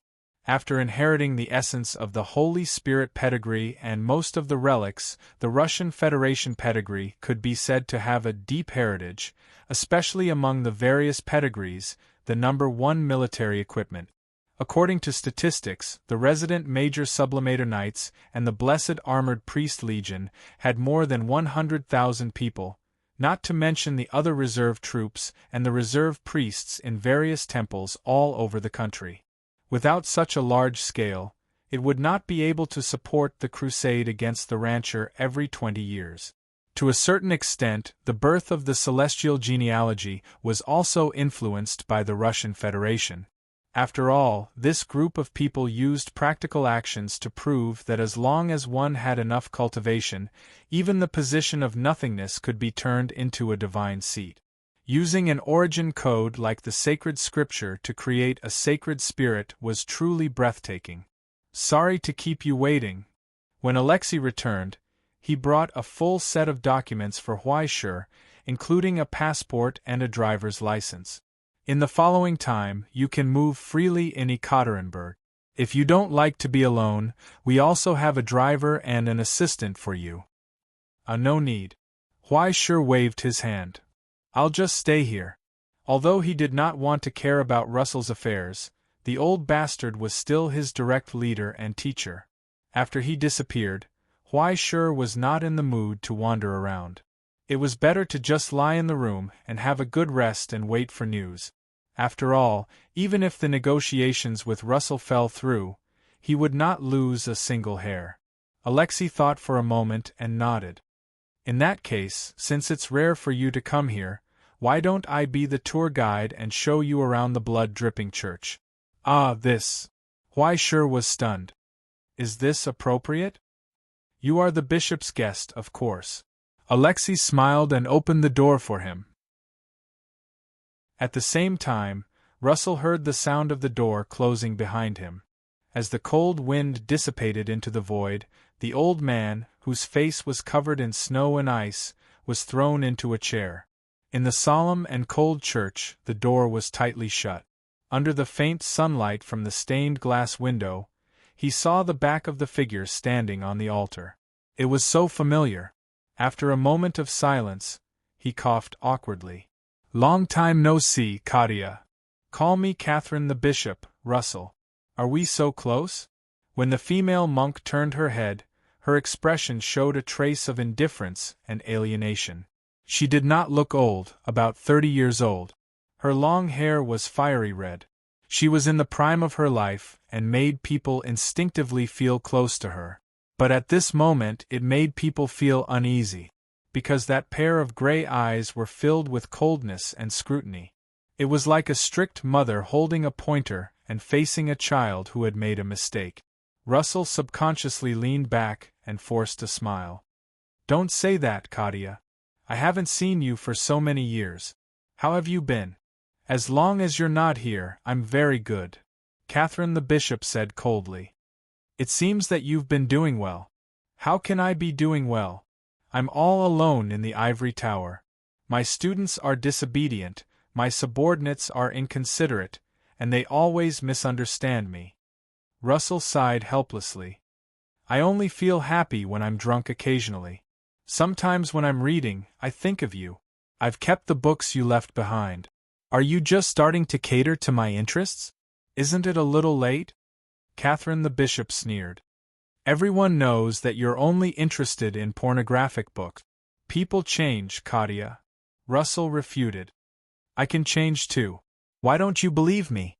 Without waiting for Catherine the Bishop to speak, the old man slowly stood up.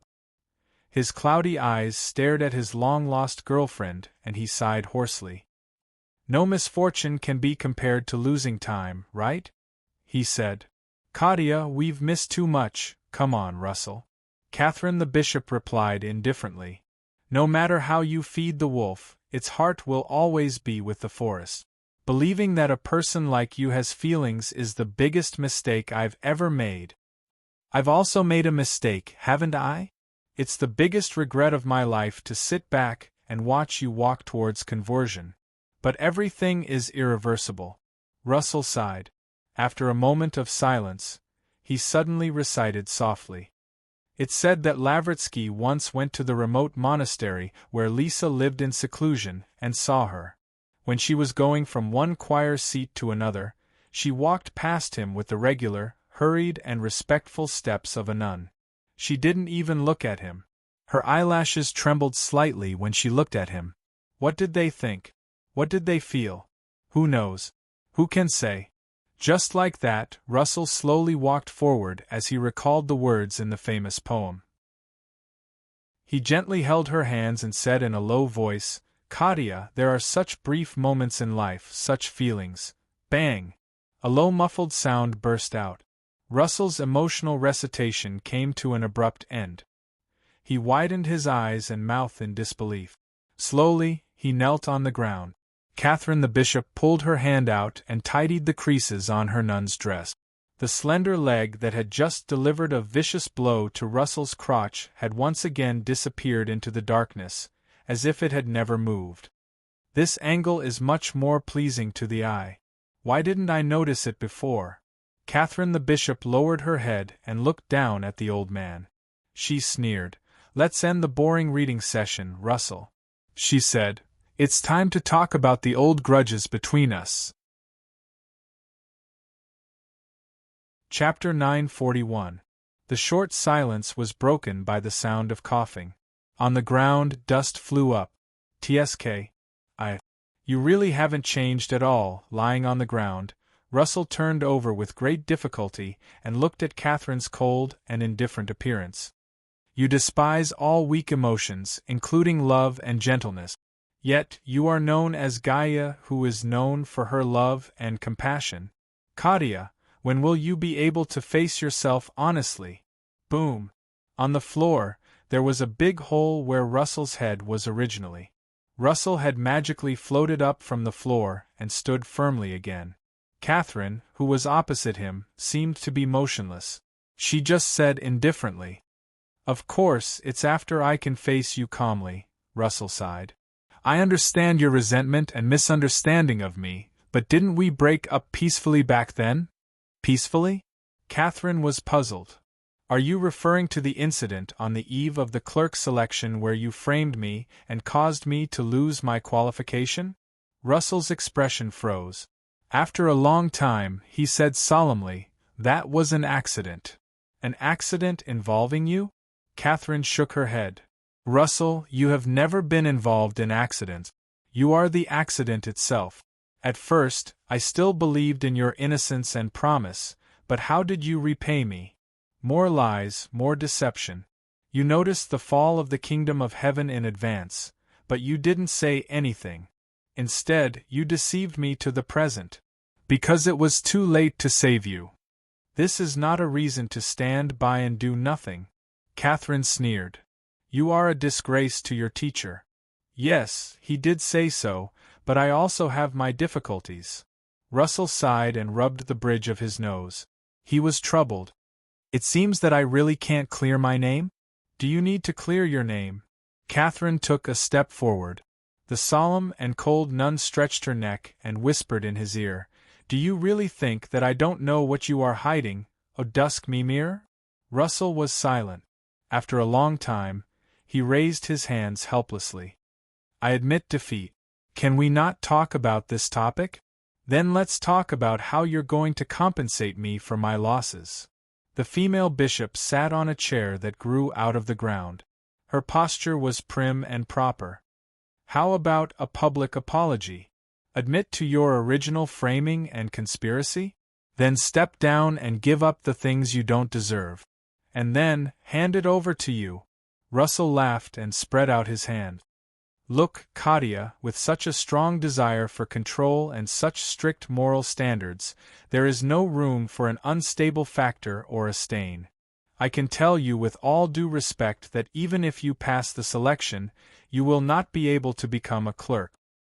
He shook his head and sighed helplessly. "Why don't you want to admit it? You are someone who has been abandoned by fate, just like me. Then what are you doing now?" "Me?" Russell thought about it and shrugged. "I just accepted my fate. You should be like me." "Look, Russell. Back then, you treated everything as child's play. Now, you're starting to revere fate? It seems that aging really does increase virtue, but isn't your fate to go with the flow? Why are you appearing in front of me now? Maybe it's because a big wave is coming." Russell did not care about the other party's humiliation. He replied cheerfully, "To tell you the truth, a duckweed like me has also joined the tide of fate. Do you want to know? Do you want to know why? But I won't tell you." Catherine the Great's expression became colder. "You should understand that the celestial genealogy cannot be rebuilt." "Then who told me this?" Russell asked. "Catherine, the celestial genealogy? Or the old godmother of the Russian Federation?" "Both," Catherine the Great said coldly. Catherine said coldly, "You have to answer carefully. This will not only determine the decision of the Russian Federation, but also the attitude of the Divine Essence faction. You can't fully represent the path of the Divine Essence, Katia." Russell smiled proudly. "Isaac is still helping me." Catherine the Great shook her head. "Forget it, Russell. Although I don't know what you've said to tempt my unlucky student, do you expect him to disobey me? As long as he's on my side, that's enough." Russell said, "Even without the support of the Russian Federation, I can rebuild the celestial genealogy." "Katia, you're wrong about one thing. The celestial genealogy is never something that can be rebuilt with help.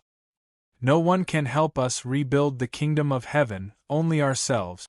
Not Rome, not Donxia. Even without America's support, I will still insist on doing it. You're used to power and think that power can do everything. Indeed, power can do everything, but power is beyond everything. Didn't you join the celestial genealogy because of this unreproducible value, Katia? Why can't we work together? If we work together, the rebuilding of the celestial genealogy will be a foregone conclusion. That sounds great, Russell. No matter what happens, a man like you can say such irresponsible words to others. It's as if you're living in a dream forever. Catherine the Great sighed.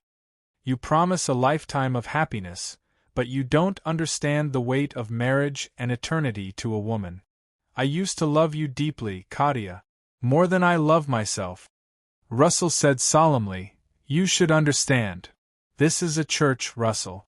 400 years ago, if you said such words to a chaste nun here, you would be burned at the stake.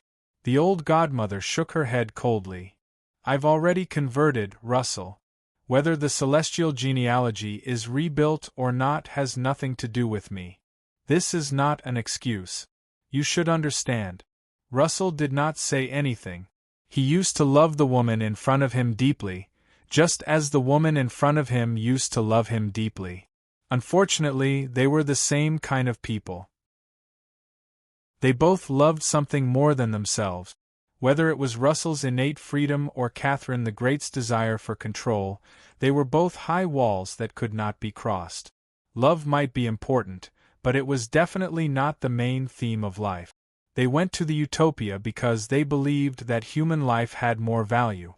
That was why they met, and because of that, they would never compromise. It was because of this that conflicts broke out during the selection of the clerk of fate. The so-called accident was just a prelude. Both sides knew that unless the other side withdrew, they would fall in front of the utopia gate. Even if it was the love of their lives, they would never give in. After the fall of the utopia, Catherine the Great, who was tricked by Russell to come to the present, was disheartened. She chose to convert, became a chaste nun, and joined the Russian Federation. This was also why she hated Russell's inaction. Being trapped by the current situation was never an excuse for inaction. If he really wanted to do something, no matter what, the situation would have changed. He had violated his duty. A person's talent had to be put to good use. If this path did not work, then there was another path. Since then, she had not slacked off for a single day for 70 years. Until today, among the believers baptized by her, she had trained 191 Templar knights and thousands of priests and nuns. Every ascendant who had received her kindness willingly called her godmother. Even though she was a woman, her influence was not inferior to that of the patriarch. She was a saint who had directly received the blessing of the god of nothingness. Even the capital of the Ural region was named after her. The Church of Dripping Blood was the place where she used to execute traitors. Gaia of the Russian Federation. That was what everyone called her. She had already achieved something, and it was impossible for her to easily abandon everything, change her tune, and rejoin the broken celestial genealogy. You should understand that even if the celestial genealogy could be reorganized, it would be meaningless. You are already so old. What else can you do? Catherine asked. Rebuild the utopia? Stop dreaming. I originally thought that you would tell me how much I can do and how little I can do, but I still have to do it. Russell shook his head. I have been dispirited for so many years and have nothing to do. But as a teacher, I have to set an example, right? Katia, even if I can't do it, there will be students who will take over the mission from me. That young man you are teaching? Catherine understood and sighed with pity. It's a pity that you found the wrong teacher. To be able to be called the Sword of Calamity, he might have greater achievements in the future, right? He is the successor that I have personally chosen. Katia, don't underestimate him. Russell smiled happily. He will far surpass me. As soon as he finished speaking, a low muffled sound erupted from under their feet. It was far away. The two of them looked at each other in unison. Catherine's expression was subtle. Russell, on the other hand, was a little embarrassed. and under their feet, in a place even further away, there was a cry of surprise. "They are fighting!" Young people." Russell scratched his face and coughed twice. "It's normal for them to be a little combative." Catherine looked at him deeply and said indifferently, "I just hope that the sword of calamity won't chop off someone's head in front of me, his godmother." 10 minutes ago, in the bustling training ground under the dripping blood cathedral, Alexis stood in the distance with Huai Shi and softly introduced the new blood in the training ground to Huai Shi. Although they were called new blood and young people, in fact, they were about the same age as Huai Shi. Some of them were even much older than him, looking almost 30 years old. But no matter who it was, who was blessed by the holy apostles, they would only be called new blood here, preparing to become a holy knight one day. And in the field, the ascendants who were training also noticed the people on the sidelines. A burly young man who had just walked down from the arena walked over, wiped the sweat on his face, and nodded respectfully to the priest. "Mr. Alexis, you guys continue, don't worry about me," Alexis said warmly.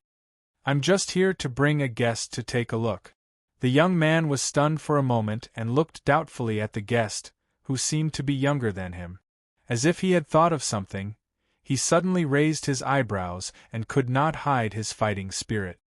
"He is Huai Shi? The Huai Shi from the astronomy club?"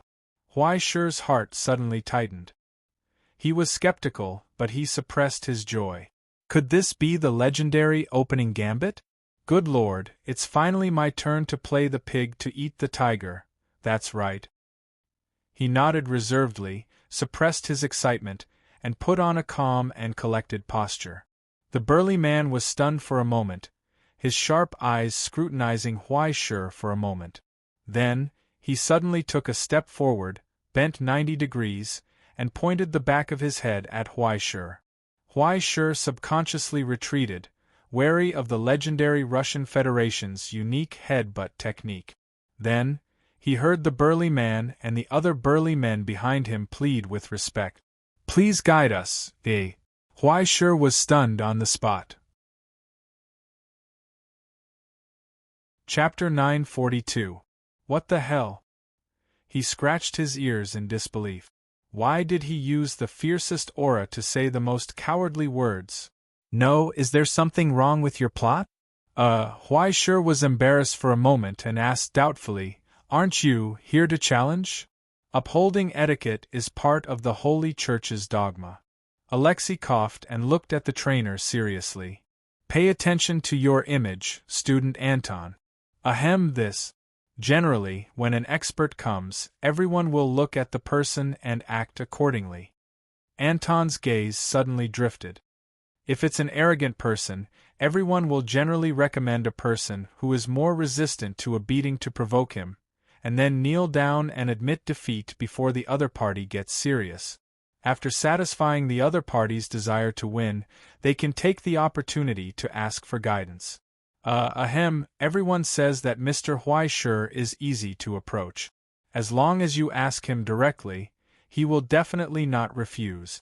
The everyone you are talking about, is it Father Alexei who you always secretly glance at beside me? Huai Shi looked to the side. Alexei became more and more embarrassed. After coughing twice, he said embarrassedly, "It's a rare opportunity. Young people always don't know the immensity of heaven and earth. It's rare for you to come and give them tutoring lessons." Okay. The corner of Huai Shi's eyes twitched twice, and he nodded helplessly. Who said that the people of the Russian Federation were stupid and crude? Why did they have so many tricks up their sleeves? Then, can you give them some guidance?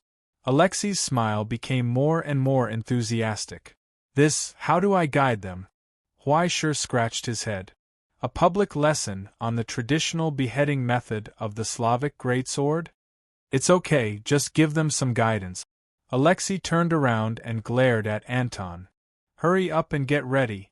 Immediately, the group of strong men nodded excitedly and cleared the center of the arena in an instant. When they heard that the disaster sword was coming to give guidance, countless people ran out of the underground training ground like magic. In an instant it was so crowded that not even a drop of water could trickle through. Some people excitedly took out their mobile phones and began to take pictures. Suddenly, they had the illusion of holding an album release. Huai Shi scratched his head. After taking off his shoes, he walked up to the central ring. When it came to giving pointers, it was actually still a fight.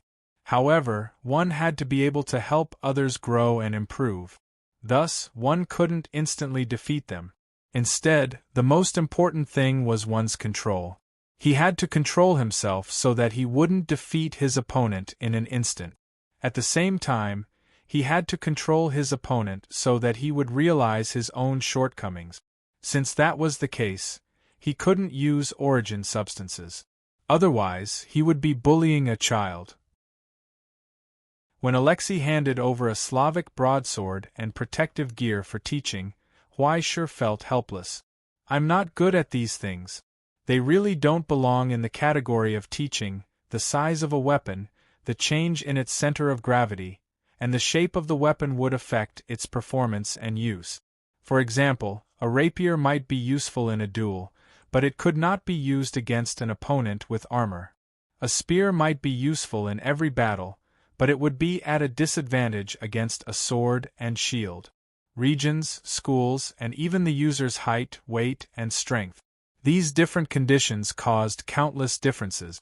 The size of the sword of virtue belonged to the category of a hand and a half sword. Huai Shi had never studied this kind of heavy weapon before. If he really wanted to use it, he would use a sledgehammer. Knights of the Holy Church relied on this to make a living. They didn't need him to teach them. Fortunately, although the weapons and armor in the world varied greatly, after discarding the strange physical modifications, everyone basically only had 2 legs, 2 arms, and 2 fists. Although there were many schools of barehanded combat, they all followed the same principle. How about this? I'll demonstrate how to fight barehanded with a large sword and equipment. After Huai Shi rejected the equipment that Alexei offered, he rolled up his sleeves and said, "Change them to iron. It'll be more suitable for real combat." Alexei was stunned for a moment, then nodded in agreement. "Indeed, that's better." Right in front of him, Huai Shi raised his 5 fingers and chopped down slightly. The low and deep sound of something breaking through the air suddenly burst forth in the noisy training ground. The whistling sound reverberated in everyone's ears, immediately causing those excited expressions to turn solemn. Feeling the power contained within the sound, they all gasped in amazement. Even if the Sword of Calamity was known for being proficient in hundreds of weapons in the legends and records, it was now able to exert such terrifying power with bare hands. In terms of lethality, it was not inferior to any famous sword that had been tempered thousands of times. Soon, the first lucky person had already walked up from below the stage. It was Anton, who had just walked up. He hugged his helmet, and his face was bruised and swollen.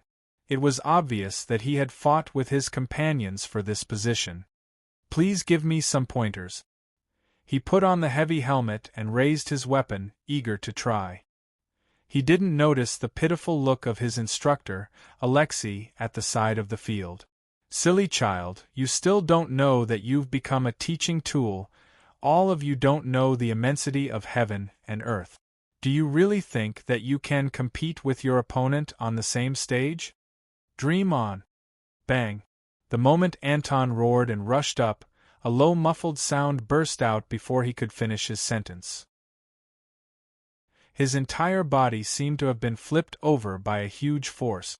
Together with the armor on his body, he slammed hard on the plastic floor mat. Only the broadsword that had been released from his hand flew in the air. Huai Shi casually caught it and held it upside down. The ball of weight at the end of the broadsword touched the back of Anton's head and retracted it. Bang! There was a soft sound.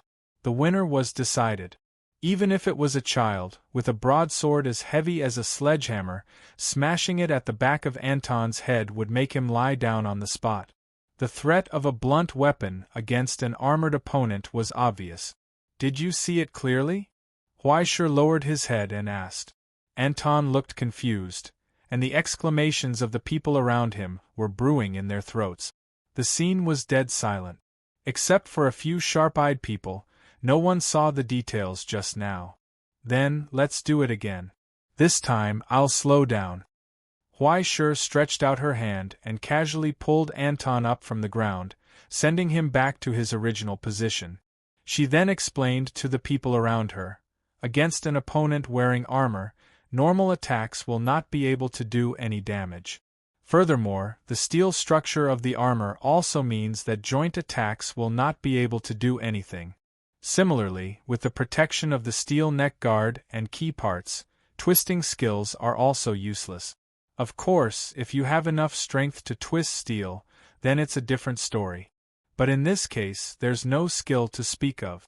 So, who can tell me what are the remaining options now?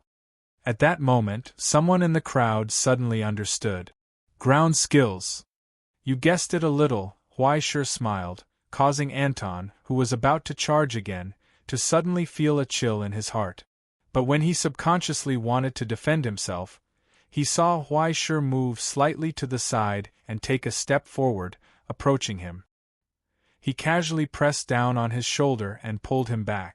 At the same time, he inserted his right leg between his legs and easily broke his balance.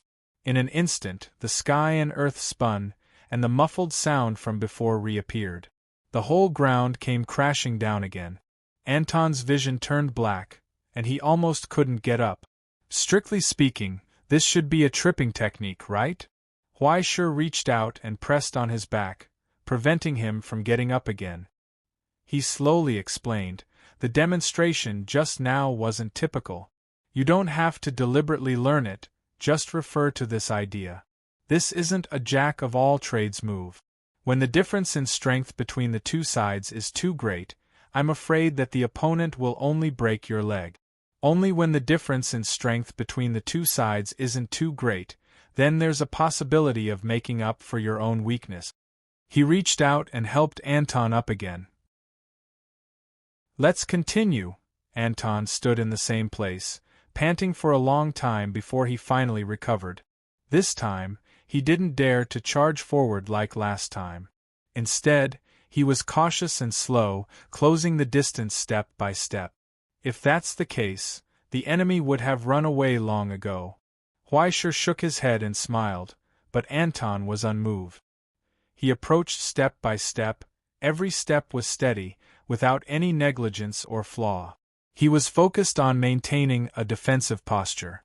You can't not attack, right? Huai Shi looked at him calmly and slowly raised his hand, aiming at his face behind the mask. Then I'm going to attack. The moment Huai Shi clenched his fist, a great chill emerged from Anton's heart, making him tremble. He instinctively slashed his sword at Huai Shi, who was 2 steps away. Idiot! Alexei shook his head and sighed. At that moment, Anton expected to smash his iron helmet and smash his head into pieces, but the fist didn't hit him. Instead, he opened his 5 fingers, and as Huai Shi stepped forward, he easily dodged the sharp edge of the sword.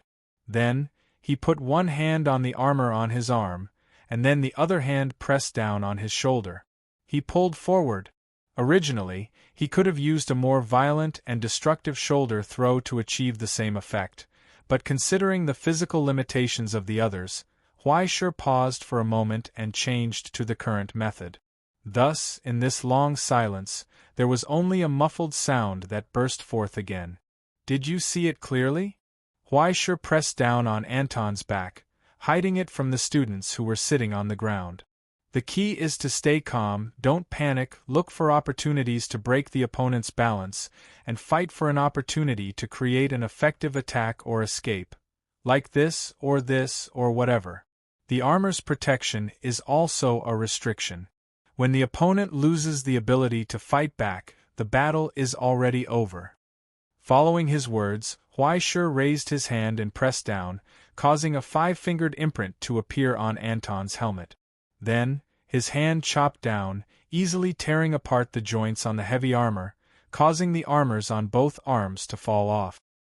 His hands were like phantoms, making it hard to see clearly. They were so gentle that there wasn't even a sound. When Huai Shi's palm swept down from top to bottom, the armor on the ground had already disintegrated inch by inch. The sound of steel breaking rang out continuously. In the end, only Anton was left gasping for breath. Huai Shi, on the other hand, stood up calmly as if he had just bent down to peel a green onion. He patted Anton's shoulder and encouraged him to work hard, then raised his head and said, "Next." Chapter 943. When the second student stood in the arena, Huai Shi almost couldn't help but laugh out loud. It seemed that he was intimidated by Huai Shi's appearance of tearing apart the heavy armor with his bare hands just now, so he simply went all out. Even if Huai Shi guaranteed that he would not use extraordinary abilities, the second student still did not dare to slack off. Since wearing armor was the same as not wearing it, then he might as well not wear it. After sacrificing meaningless defense, he gained mobility and adaptability. At this moment, Alcide was only wearing a tight-fitting swimsuit. Although it was light, it was covered with fine and complicated fish scale-like materials, so its defense was obviously not bad. He held 2 traditional Cossack Chokshima swords in his hands. After saluting Huai Shi, he circled around him and began to test him. "Don't worry, I won't attack first," Huai Shi repeatedly assured him. "Are you sure you don't want to change your equipment? This set of equipment has no teaching significance at all." "It doesn't matter, I will do my best to pose a threat to you." Alcide grinned. As he wandered, the 2 sabers in his hands constantly rotated and changed. He held them forward and backward as if they had grown naturally in his hands. It could be seen that he was skilled and flawless. Everything within 5 steps was within his attack range. The Cossack sabers were originally known for their speed, and they were always successful in battles between cavalry. For the Templar Knights, it was completely easy for them to reach the speed of a warhorse. It was obvious that he was determined to find an opening to launch an attack and escape with one strike. He would not continue to fight. Huai Shi sighed. A battle like bare-handed against dual sabers has no teaching significance at all. He scratched his head helplessly. Why don't all of you look at the basics and focus on high-end operations instead? An opportunity. The moment Huai Shi scratched his head, Alcide, who was spying from the side, had his eyes lit up. He instinctively grasped the opportunity, and the light of his saber pierced through the air and swept past Huai Shi's chest. He got it. Then, he saw the disappointment in Alexei's eyes. "When you raise your hand, your elbow should be 2 centimeters higher. Don't be in a hurry." Behind him, Huai Shi reminded him, "There's a problem with the coordination of your steps. The linkage between your upper body and lower body is disjointed. Here." As he spoke, he stretched out his hand and tapped Arcady's back. It was an understatement. On the other hand, Alcide staggered and rushed forward 2 steps. He was unable to stand steadily because of that gentle press.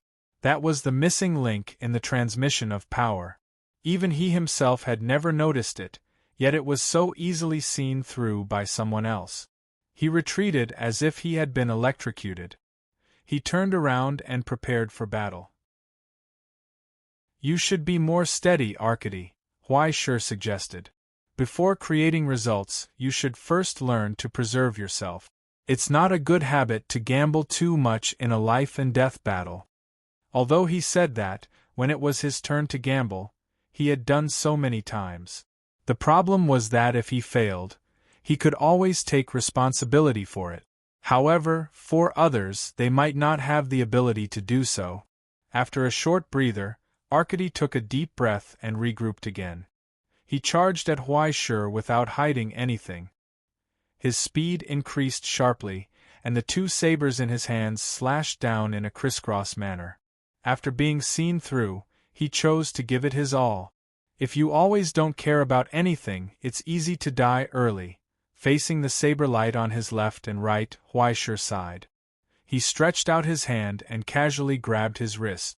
With a sudden shake, the 5 fingers on Arcady's left hand involuntarily loosened. The saber fell into Huaishi's hand and blocked the slash on his right. Then, Huaishi took a step forward and bumped his shoulder into Arcady's chest, interrupting his breathing and causing him to cough and retreat. However, the saber in Huaishi's hand slashed at his face. A cry of surprise rang out. Arcady leaned back subconsciously, but then his feet were swept by Huaishi, and he fell to the ground in a sorry state. Then, a saber flew towards his face. It was nailed to the plastic spot next to his ear, and it buzzed. When facing an opponent who is far better than you must remain calm and never make mistakes easily. Because once you make a mistake, you will be at the mercy of others. Huaishi lowered his head and said seriously, "You should try to hone your basic skills again. Being in a hurry for success will only leave you with an insurmountable flaw after a short-term improvement." Thank you for your guidance." Arcady swallowed hard and suppressed the urge to pant. He got up from the ground with a red face and left the ring. "A bunch of idiot." Alexis shook his head and sighed softly. After hearing that Huaishi had arrived, they excitedly asked Alexis to bring the disaster sword to guide them. But in fact, how could Alexis not know about this group of impetuous people? It was true that they were asking for guidance, but more than that, they just wanted to understand the gap between themselves and an expert. It was not a pity if they lost, and no one would think that they could win. But if they could improve or break through, wouldn't it be better? It was just a show of mischief. In a word, it could be said that they were being disrespectful. That was the disaster sword that even the bishops of the region would treat with respect, the self-proclaimed king of Donbua who split the earth in the realm. What was the point of a moment of guidance to a group of rookies who did not even have a solid foundation?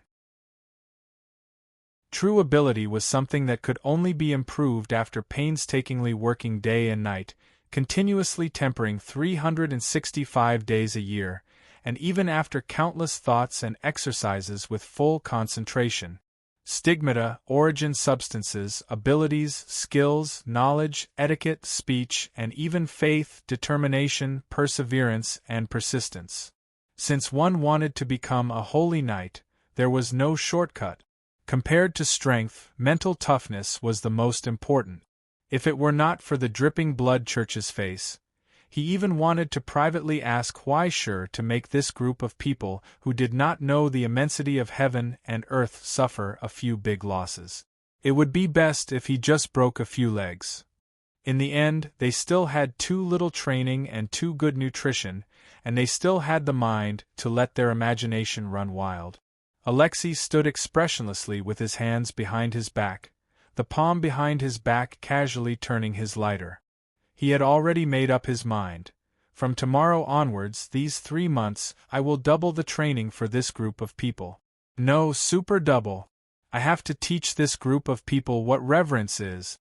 And just as he was thinking, the third challenger had already stepped onto the stage. This time, Alexei nodded slightly. It was obvious that there were still people among the students who had a proper attitude and knew their limit. In comparison, he made the best choice. Under the condition of ensuring agility, he put on leather armor that protected his vitals and key parts, and he chose the lightest and most agile dagger as his weapon.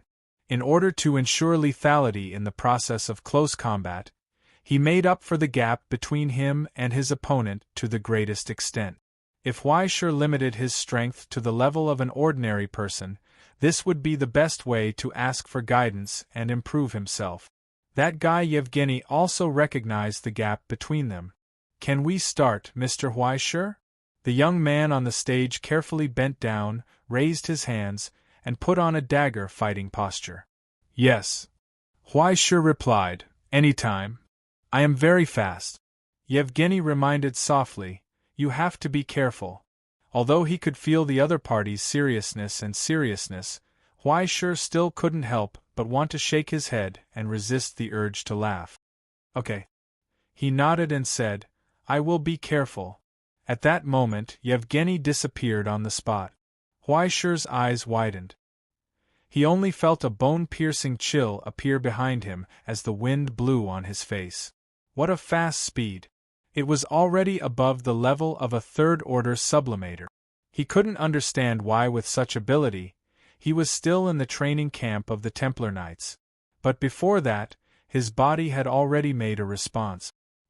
He took a step forward in an instant, turned around, and caught a glimpse of the outline that emerged from the gust of wind. It was reaching for the back of his heart with a dagger. This was completely beyond the scope of a Templar Knight. Instead, it was more like an assassin. How could he hide such an ability? Especially this unpretentious killing intent. Huai Shi stretched out her hand in an attempt to grab his wrist and restrain him. However, in that instant, the dagger in Yevgeny's hand suddenly turned around and turned upside down. It changed direction and slashed towards Huai Shi's wrist. Huai Shi withdrew his hand, turned around, and smashed his elbow into Yevgeny's face. Yevgeny suddenly squatted and raised an arm to protect his side to prevent Huai Shi from changing his move. Then, the dagger in his hand slashed towards Huai Shi's throat again. But what was unbelievable was that Huai Shi actually felt double pressure on his heart and throat at the same time. He was actually able to distinguish where the other party was attacking in a hurry. Throat? Heart? Or abdomen? When he withdrew his elbow and tried to block his chest, he found that he had judged wrongly because the dagger was aimed at his throat without any change in direction. Huai Shi retreated. Yevgeny, who was squatting on the ground, suddenly jumped up as if he wanted to jump into his arms. The dagger in his hand slashed towards his calf. But just like before, Huai Shi felt a faint tingling pain in his lower abdomen, genitals, and thigh arteries at the same time. Where exactly was he trying to attack? And where should he defend? No, defending anywhere would only be playing into his opponent's hands. This was supreme. At the moment of understanding, Huai Shi raised his right hand and clenched his 5 fingers. The sound of his internal organs overlapped into a bundle and merged into his drumming hand. Under the support of supreme symphony, his hand chopped towards Yevgeny's arm. After a moment of delay, Yevgeny quickly retreated to defend. Then, he saw a black shadow rapidly enlarging in front of his eyes. Kick. Under the support of Yu's steps, Huai Shi's kick, which was enough to shatter concrete fortifications, was aimed at his face. But when he tried to defend, he found that Huai Shi's kick had suddenly lifted upwards, and the other leg had already swept towards his defenseless lower body. In this arena, which was completely illogical, he took the initiative to lose his balance. With his elbow as support, Huai Shi's blow hit the target, causing him to try to fall out of the air. Before he landed, his right ankle was already grabbed by Huai Shi's hand and thrown towards the floor behind him. A loud sound burst out and the ground suddenly shook. Even the plastic floor mat cracked. At this moment, Huai Shi had already pressed down on his neck. His other hand was raised, clenched into a fist, aimed at his chest, and smashed down. The hurricane whistled, but it came to an abrupt stop. Huai Shi's fist was suspended in midair, and he frowned. It's a girl. At this moment, the people outside the arena finally realized what had happened. Yevgeny! Alexei stepped forward angrily, but then he heard the door beside him open. A figure staggered in, holding the back of his bruised head. Damn it, my head hurts! What happened? The figure who walked in leaned against the wall and moaned hoarsely, Mr. Alexei, I was attacked. When the face was raised, it was Yevgeny in the arena. Everyone's expression froze. In the arena, Yevgeny slowly raised his hand, ignoring Huai Shi's fist that was right in front of him. He grabbed at his own face and tore off the thin layer of skin covering his face.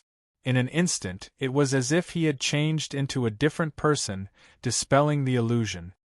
His long golden hair spilled over his shoulders, and his flat chest slowly bulged. His height grew again, and when he raised his azure blue eyes, he was exceptionally happy. Nice to meet you, Mr. Huai Shi. The girl grinned and said excitedly, I hope you like the surprise I prepared for you. Anya! Alexei roared angrily, You even dare to escape from the bishop's confinement? What are you doing? Of course I'm asking for advice, Mr. Alexei. The girl named Anna glanced at Huaishur happily. There has to be a back and forth to be considered teaching, right? Besides, you don't care about opponents like them at all, do you? As she spoke, she raised her head and moved closer to Huaishur's face, which was right in front of her. She sneered. Look at that gentle expression on her face, as if she's playing with a child in a kindergarten. What kind of disaster sword is that? Feeling the breath that was close at hand, Huaishur's face retreated, and he let go of his hand. You're right, he replied calmly. To be honest, I don't like this nickname very much. If tomorrow's news can be changed, I don't have any objections. Besides, killing people shouldn't be an ability to be proud of, right? TSK. Anna frowned, as if she was extremely disgusted by this calm grace, and did not hide her hostility. I'm sorry, Mr. Huaishur. Alexei quickly stepped forward. I will definitely give you an explanation for this matter. Absolutely not. His words came to an abrupt end, because Huaishur raised his hand. He stopped him from moving forward. No need, Mr. Alexei, the challenge is not over yet. It's just that there was a little accident. Huaishur shook his head, staring at the girl in front of him, and said in agreement, You're right about one thing. As a teacher, since you have to teach, you should be more serious. That's right. Anna raised her hand, wiped a trace of blood from the corner of her mouth, and widened her eyes in excitement. You're finally serious? Come, let me see how powerful the talent that my godmother praised is. It's not that powerful, but it's enough to teach children. Huaishur clenched his fist and slowly raised it. But, are you really ready? At that moment, Anna's expression froze. She saw the smile at the corner of Huaishur's mouth. It was as if an overwhelming darkness rose from behind the man, swallowing everything, covering everything, filling her trembling eyes, and shrouding her face in shadow. In the huge pressure that was like the deep sea, there was a chill that made her soul tremble. This was what the teacher specially prepared for disobedient bad children. Harsh education. Chapter 944. It was as if someone had opened a door that should not have been opened. It caused the darkness and nightmares behind the door to erupt. The moment Huaishur raised his eyes, countless tragic screams and roars seemed to explode in everyone's ears, violently tearing at their souls and consciousness, breaking down all defenses, and then cruelly pouring iron and ice into them. The burning pain appeared out of nowhere, followed by the terrifying suffocating feeling of being frozen by the deep sea. The moment the gentle smile on that face disappeared, the whole world seemed to have fallen into the deepest nightmare. After abandoning the gentleness and thoughtfulness of accompanying children on a spring outing, what she got was the malice that only appeared when facing enemies. As Anna wished, Huaishur finally became serious. But what was the price? What was the price? At that moment, an invisible ghost whispered mockingly in her ears, The price is falling into hell. Is this the sword of disaster? The girl could not help but bend her waist, like a lynx accumulating power. She just raised her hand, and the dagger on the ground jumped into her 5 fingers. On her raised face, her eyes surged with more and more fanatical joy. Facing such an enemy, her body moved. Before she began to tremble, then, she heard a soft chanting in her ears. I know your actions. You are hard-working, persevering, and abhor evil. You once detected those fake apostles and exposed their masks. It was as if he was standing on an altar, overlooking the believers, and chanting the admonitions from the Holy Bible. You have to shepherd lambs. You have to let them know the good and evil, right and wrong of the world. But before that, the first thing that came was pain. Anna widened her eyes, only to feel her body suddenly become sluggish and numb, followed by a tearing and piercing pain that spread from her abdomen and engulfed her whole body. In an instant, it rushed over at a speed that was difficult for the enemy to see with the naked eye. Huaishur was already very close. He smashed a fist at the opponent's unguarded abdomen.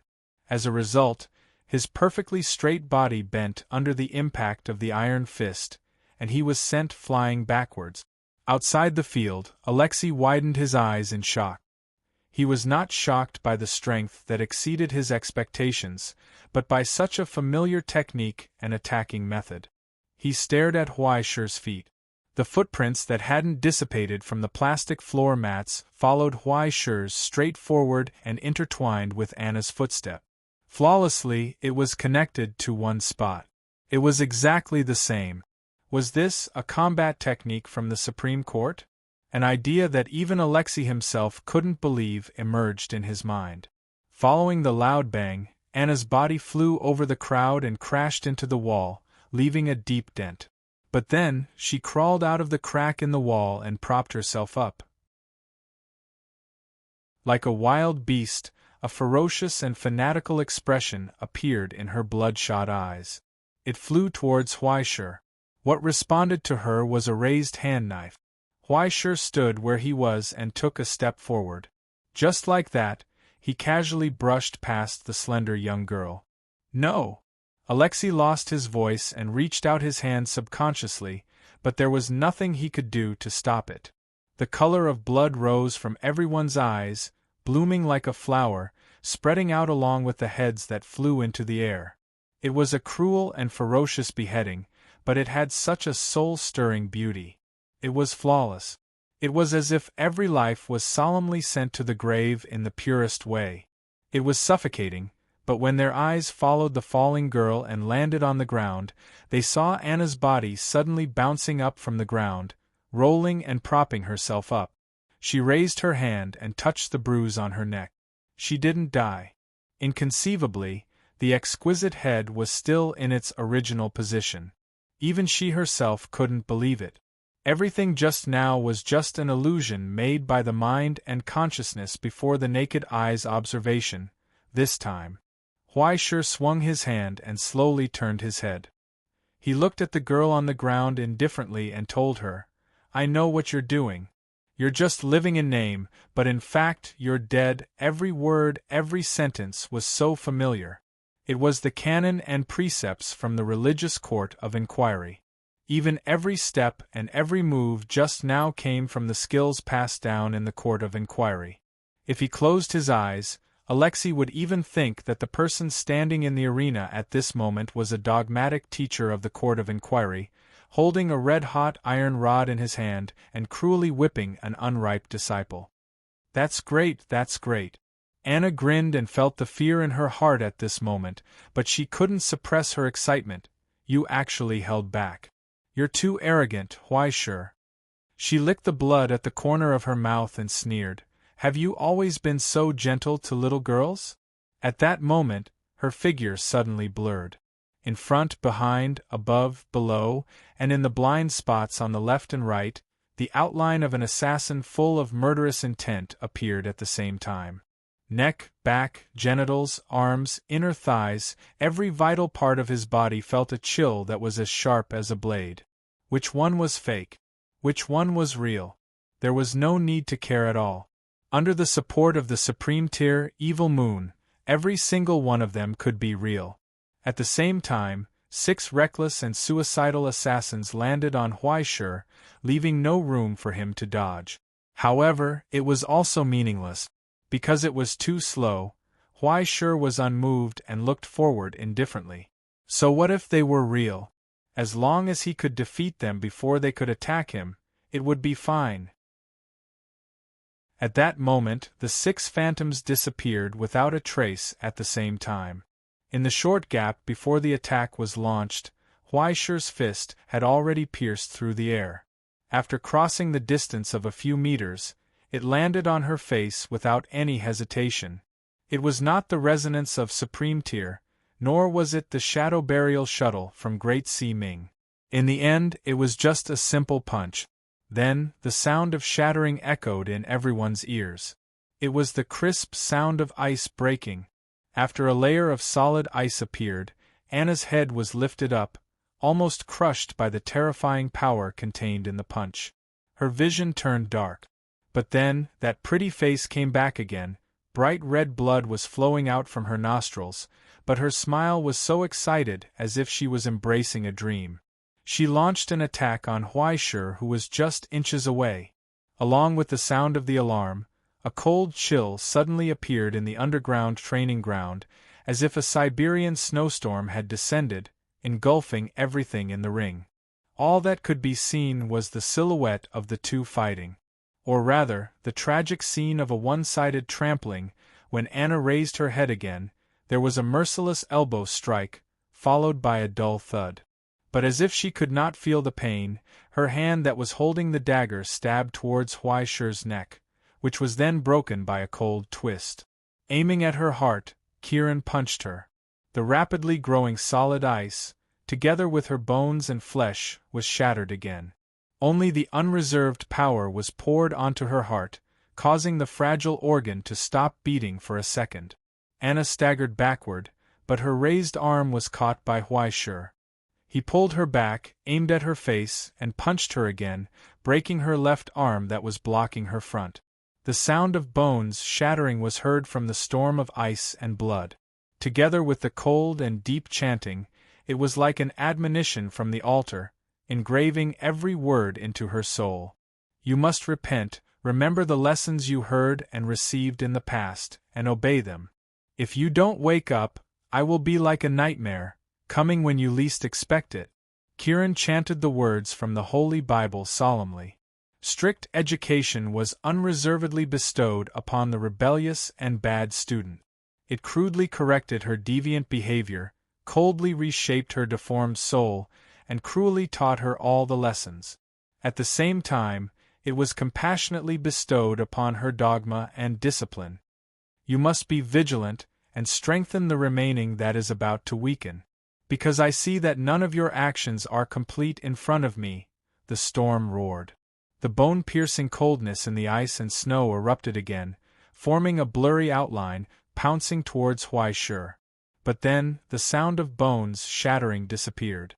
When the storm slowly dissipated, Anna, who was kneeling on the ground, slowly raised her head. She saw a pair of calm eyes, and in her heart, she suddenly came to a realization. The time for the end had arrived. Thou shalt repent. The cruel executioner held the axe tightly, aimed at her neck, and slowly raised it up. Finally, the shadow of death covered her face. She calmly closed her eyes. In the distant sound of bones shattering, she lost consciousness. She fell. Only the bloody flower in the illusion bloomed silently, blooming in the beauty and brilliance of death. But from the beginning to the end, Huaishur never drew his weapon. He only glanced at her. And this brutal execution came to an end with Anna's loss of consciousness. Everyone was silent, shocked by the pure power that was displayed in just a few seconds, and even forgot to breathe. They finally understood something. The power called the Sword of Calamity. How terrifying was it? Alexei took off his priest's coat and covered the unconscious Anna. Thank you for showing mercy.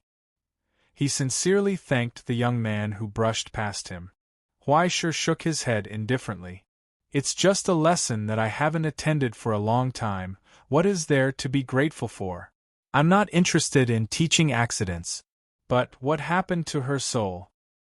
It's a long story. Alexis sighed softly. Huaishur did not pursue the matter, but suddenly asked, after squatting in the mountains for a few days, my stomach can't take it anymore. I plan to cook something later. Do you want to join me? Alexis was stunned for a moment, then slowly nodded. Meanwhile, at the edge of the underground training ground, in a corner, two unseen figures were quietly observing everything. The Maiden of Frost? Luo Su stared at the young girl who was sent out and recognized that it was a miracle. The cruel god from Slavic mythology, the divine evolution of the Father of Frost, that Huaishur had witnessed, and at the same time, the side of the god of blizzard. This was the path of sublimation that evolved from the black god and the white god. Celestial genealogy, the path of transformation. What a deep malevolence! He sighed in surprise and looked to the side. There is no other possibility for such a serious deviation in nature. Katia, you actually let her use that thing?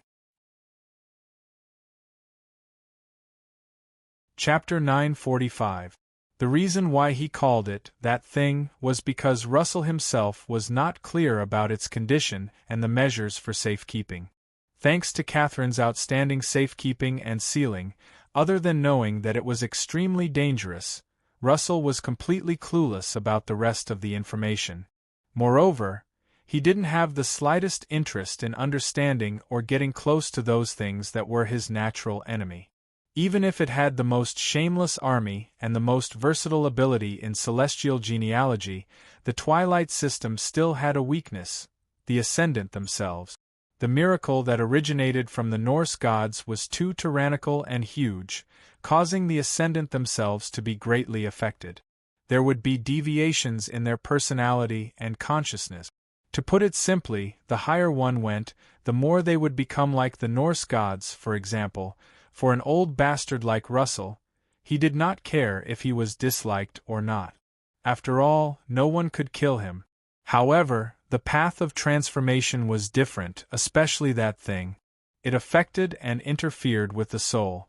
Even Russell himself might not be able to withstand it. He wanted to stay as far away from that thing as possible. Why would he still ask about it? Don't think that everyone is like you, Russell. Catherine shook her head unhappily. Children always like to think that they are omnipotent. That's why they are always asking for trouble. It's just that sometimes, some of the suffering is more painful than what they expect. Russell was stunned for a long time and was stunned. Don't tell me that she dared to raise her head during the advancement ceremony. Didn't you tell her the consequences? There's a red button in front of people. No matter how serious the consequences are, some naughty children can't help but be naughty. Catherine sighed softly. It's just a glance, a touch, and a little bit of raising her head. It doesn't matter. It's irreverence, curiosity, or the so-called rebellious period. Sometimes it would lead to irreversible consequences. Sometimes it would lead to irreversible consequences. The more talented a child is, the more they will think that they can pay for all the consequences. However, things are not always like this. This is the fault of my education. The end result is that the evil in her nature is magnified thousands of times. As the price, kindness becomes so thin. Even if we send her to the Inquisition and restrict her with the rules, we won't be able to suppress her self-destructive tendencies and lethality, will we? Russell shook his head. After a moment of silence, he suddenly asked, "What if I ask Weisher to bring her part back?" Catherine was silent for a long time. She turned around and looked at Russell. Her expression was disappointed and angry. "Don't tell me that you don't know the consequences. That's why I suggested it." Russell replied nonchalantly, "Let's give it a try. Everything in this world has to be tried. Otherwise, when she evolves into a Kush, everything will be irreversible. Asking a young man to make an irrevocable sacrifice in order to correct another person's mistake, only to end up with nothing in the end? Russell, is your brain still clear?" Russell smiled. "I have confidence in him. If you're not afraid of losing your disciple, you can give it a try." Catherine asked coldly, "But what's the price?" "Russell, let me tell you the price. Back then, the Republic left 16 armory in the Russian Federation. All the border relics and weapons, as well as the 2 miraculous engravings. They should have been under your care all these years, right? Those should have belonged to celestial genealogy." Russell said, "They'll all belong to me." "Impossible," Catherine retorted indifferently. "You know very well that Anna isn't worth that much." "No, in your heart she's worth it." Russell shook his head in understanding. He gazed at his former love and said with a smile, "There's no need to hide it, Katia.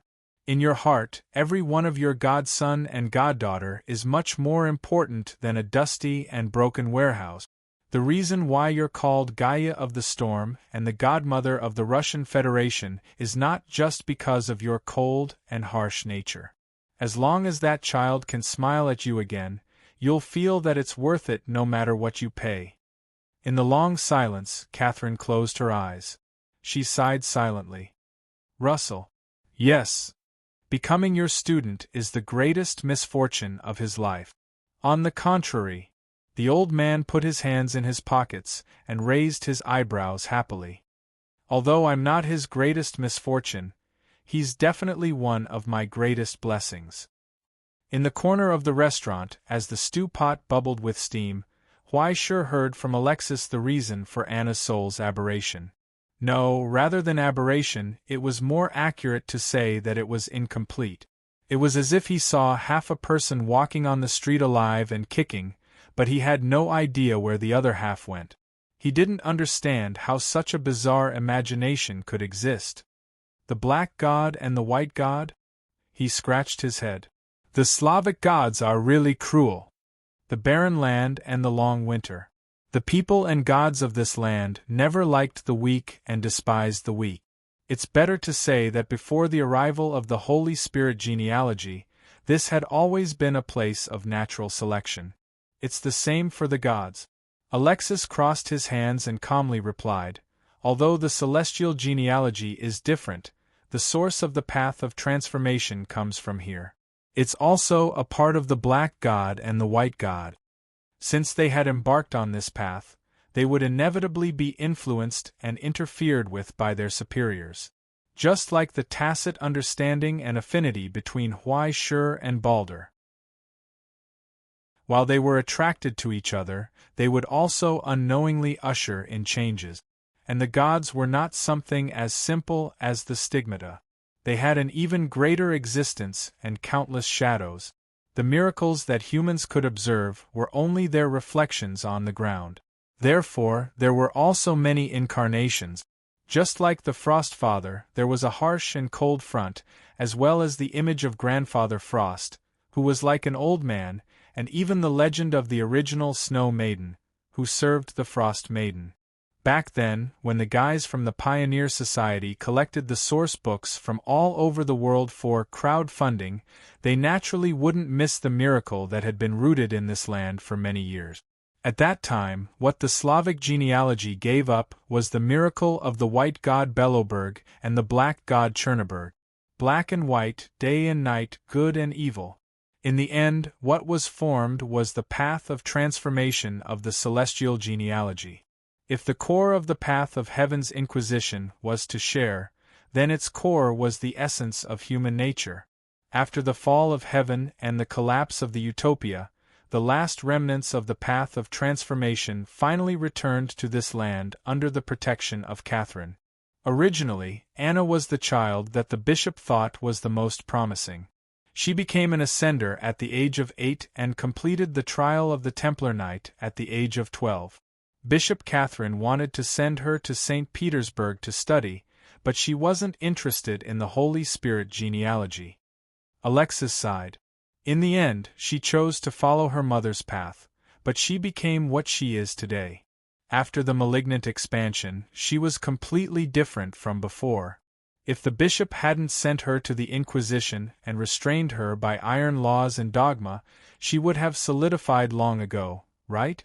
Sometimes, even she can't control what she does or says. Please don't blame her.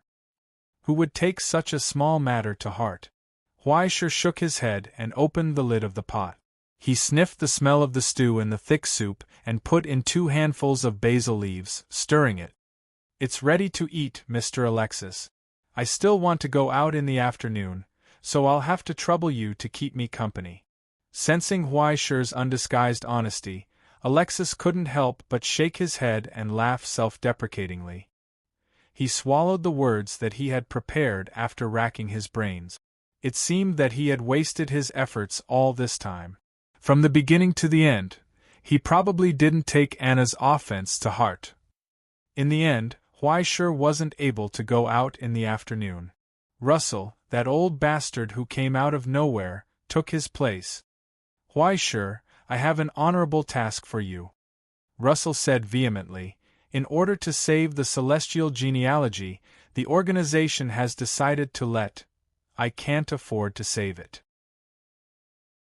Huaisher clasped his hands and turned to leave without looking back. However, just as he turned around and took a step, he found himself back at the same place. Russell was still smiling in front of him, full of the meaning of arrangement. "You've been eyeing me, haven't you?" Huaisher was angry. "How can you suddenly disappear for half a day, come back without saying anything, and order me around like a tool? The greater the ability, the greater the responsibility." Russell wasn't ashamed at all. "Isn't this something that only you can do?" Good, something that even Russell didn't dare to do. It was definitely a trap. Huaisher became more alert. "What do you want me to do?" "It's nothing. It's really not dangerous for you at all, trust me." Russell put his arm around Huaisher's shoulder and said enthusiastically, "It's just going to look for a mirror, there won't be any problems." "I understand, there will definitely be problems, and if the problem can't be solved, the consequences will be very tragic."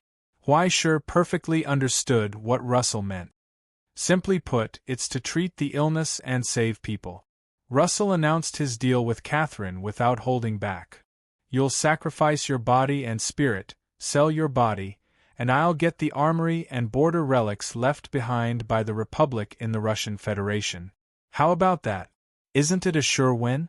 "Yes, you're a sure win, but what about me?" Huaisher's eyes were about to roll to the sky. "Then, let's get back to the topic." Russell snapped his fingers and suddenly asked, "You should know about the 7.5 routes that celestial genealogy has announced, right?" Huaisher was about to refuse, but when he heard his question, he was stunned for a moment and realized that he didn't seem to have paid attention to this problem. Although he knew about it, it wasn't too deep. He thought for a moment and counted with his fingers. Dusk, eternity, spirit marrow, maintenance, change, paradise, and my heaven's inquisition? But there were only 7 routes in total. A total of 7.5. What about the remaining half? Also, was there something not quite right about it? Why were there so many ambiguous records in the Book of Destiny? Just like that, while he was deep in thought, Huaisher was unknowingly led by Russell into the elevator. The metal door closed. Chapter 946. Although there are some subtle mistakes in your understanding, it's understandable that you don't know. After all, apart from the road of Heaven's Inquisition that she created herself, Tangi doesn't care about these things. After listening to Huaisher's answer, Russell shook his head. Besides, after the fall of heaven, Utopia split up. Together with the celestial genealogy, it's still called the Abyss genealogy. Who knows how much information and records are missing? The traders of Golden Dawn even used the authority of the Land of Dreams to erase many records from the Silver Sea before they rebelled. In the elevator, he pinched his chin and pondered for a moment. Suddenly, he nodded. "Then, before we get down to business, let's have a basic lesson." It was only now that Huaisher realized that he had been tricked into a pirate ship again. However, the elevator had already begun to sink. There was no way to escape. Russell stretched out his hand and wrote in the air. His handwriting was smooth. "Then, let's start from the beginning. Apart from the branches that are now widely known, celestial genealogy actually had a total of 9 paths of sublimation at the beginning. Or rather, this was the plan: dusk, eternity, heaven's inquisition, spirit quintessence, maintenance, change, primordial, paradise, and a hidden path that no one knows except for the president and the official clerk of fate. Unfortunately, at the end of Utopia, the final road of paradise was not completed. There was only a prototype, so it was not universal and could only be said to be half completed. In the end, only 8.5 paths were completed. Wait, forget that the numbers are different. Did you just eat a book again? Huaisher keenly noticed the conflicting settings. Which half is the road of paradise? Isn't it Heaven's Inquisition? The elevator suddenly fell silent. Russell looked at him in shock, puzzled. "Are you kidding, Huaisher?" he said. "The road of Heaven's Inquisition was personally presided over and was in charge of by Tangi. It was one of the first few paths completed by celestial genealogy. How could it be incomplete? Oh, she must have lied to you again, right? Then it's fine. Huai Shi's face flushed red. He almost spat out a mouthful of blood. Although Tongyi often lied to others, he did not feel that Tongyi had lied about this matter. This was because an even worse conjecture had appeared in his mind. Could it be that the other half of his body was also remade by Tongji after she woke up? That black-hearted woman had been using the deluxe version to fool him, but in fact, the divine skill he was practicing was actually Heaven's Inquisition Road Gold Collection Full DLC Adaptation V2. 0-inch? That's F***King ridiculous. Cough cough. Anyway, let's not talk about these unimportant things. Russell coughed twice, pretending as if nothing had happened, and said again, excluding the secret path and the path to paradise, which cannot be promoted and spread, and can only be placed in a safe, then there are the 7 paths of sublimation during the heyday of the heavenly state genealogy. His fingers swept through the air, and as he spoke, a series of notes appeared in front of Huai Shi's eyes. Heaven's Inquisition, Eternity, Dusk, Divine Marrow, Maintenance, Change, Origin, Cycle. Then, each path of the celestial genealogy sprouted rapidly and grew like a book, giving birth to symbols that represented the stigmata one after another. Starting from you, the Heaven's Inquisition path originated from the Dongsha genealogy. It has the sun god and moon god like Dongjun and Chang'e. Its core is adaptation and balance. It focuses on the transformation and control of the hell environment. Next is the eternal path originated from the Egyptian genealogy. Osiris the dead and Horus the sky lord. Compared to the original genealogy, they focus on the field of destruction. At the same time, they combine the research results of many scholars and alchemists. Whether it is the Osiris trial armor or Horus the sky fortress, they are armed forces that can determine the outcome of the Abyss War. Then, it is the Dusk path originated from Northern Europe.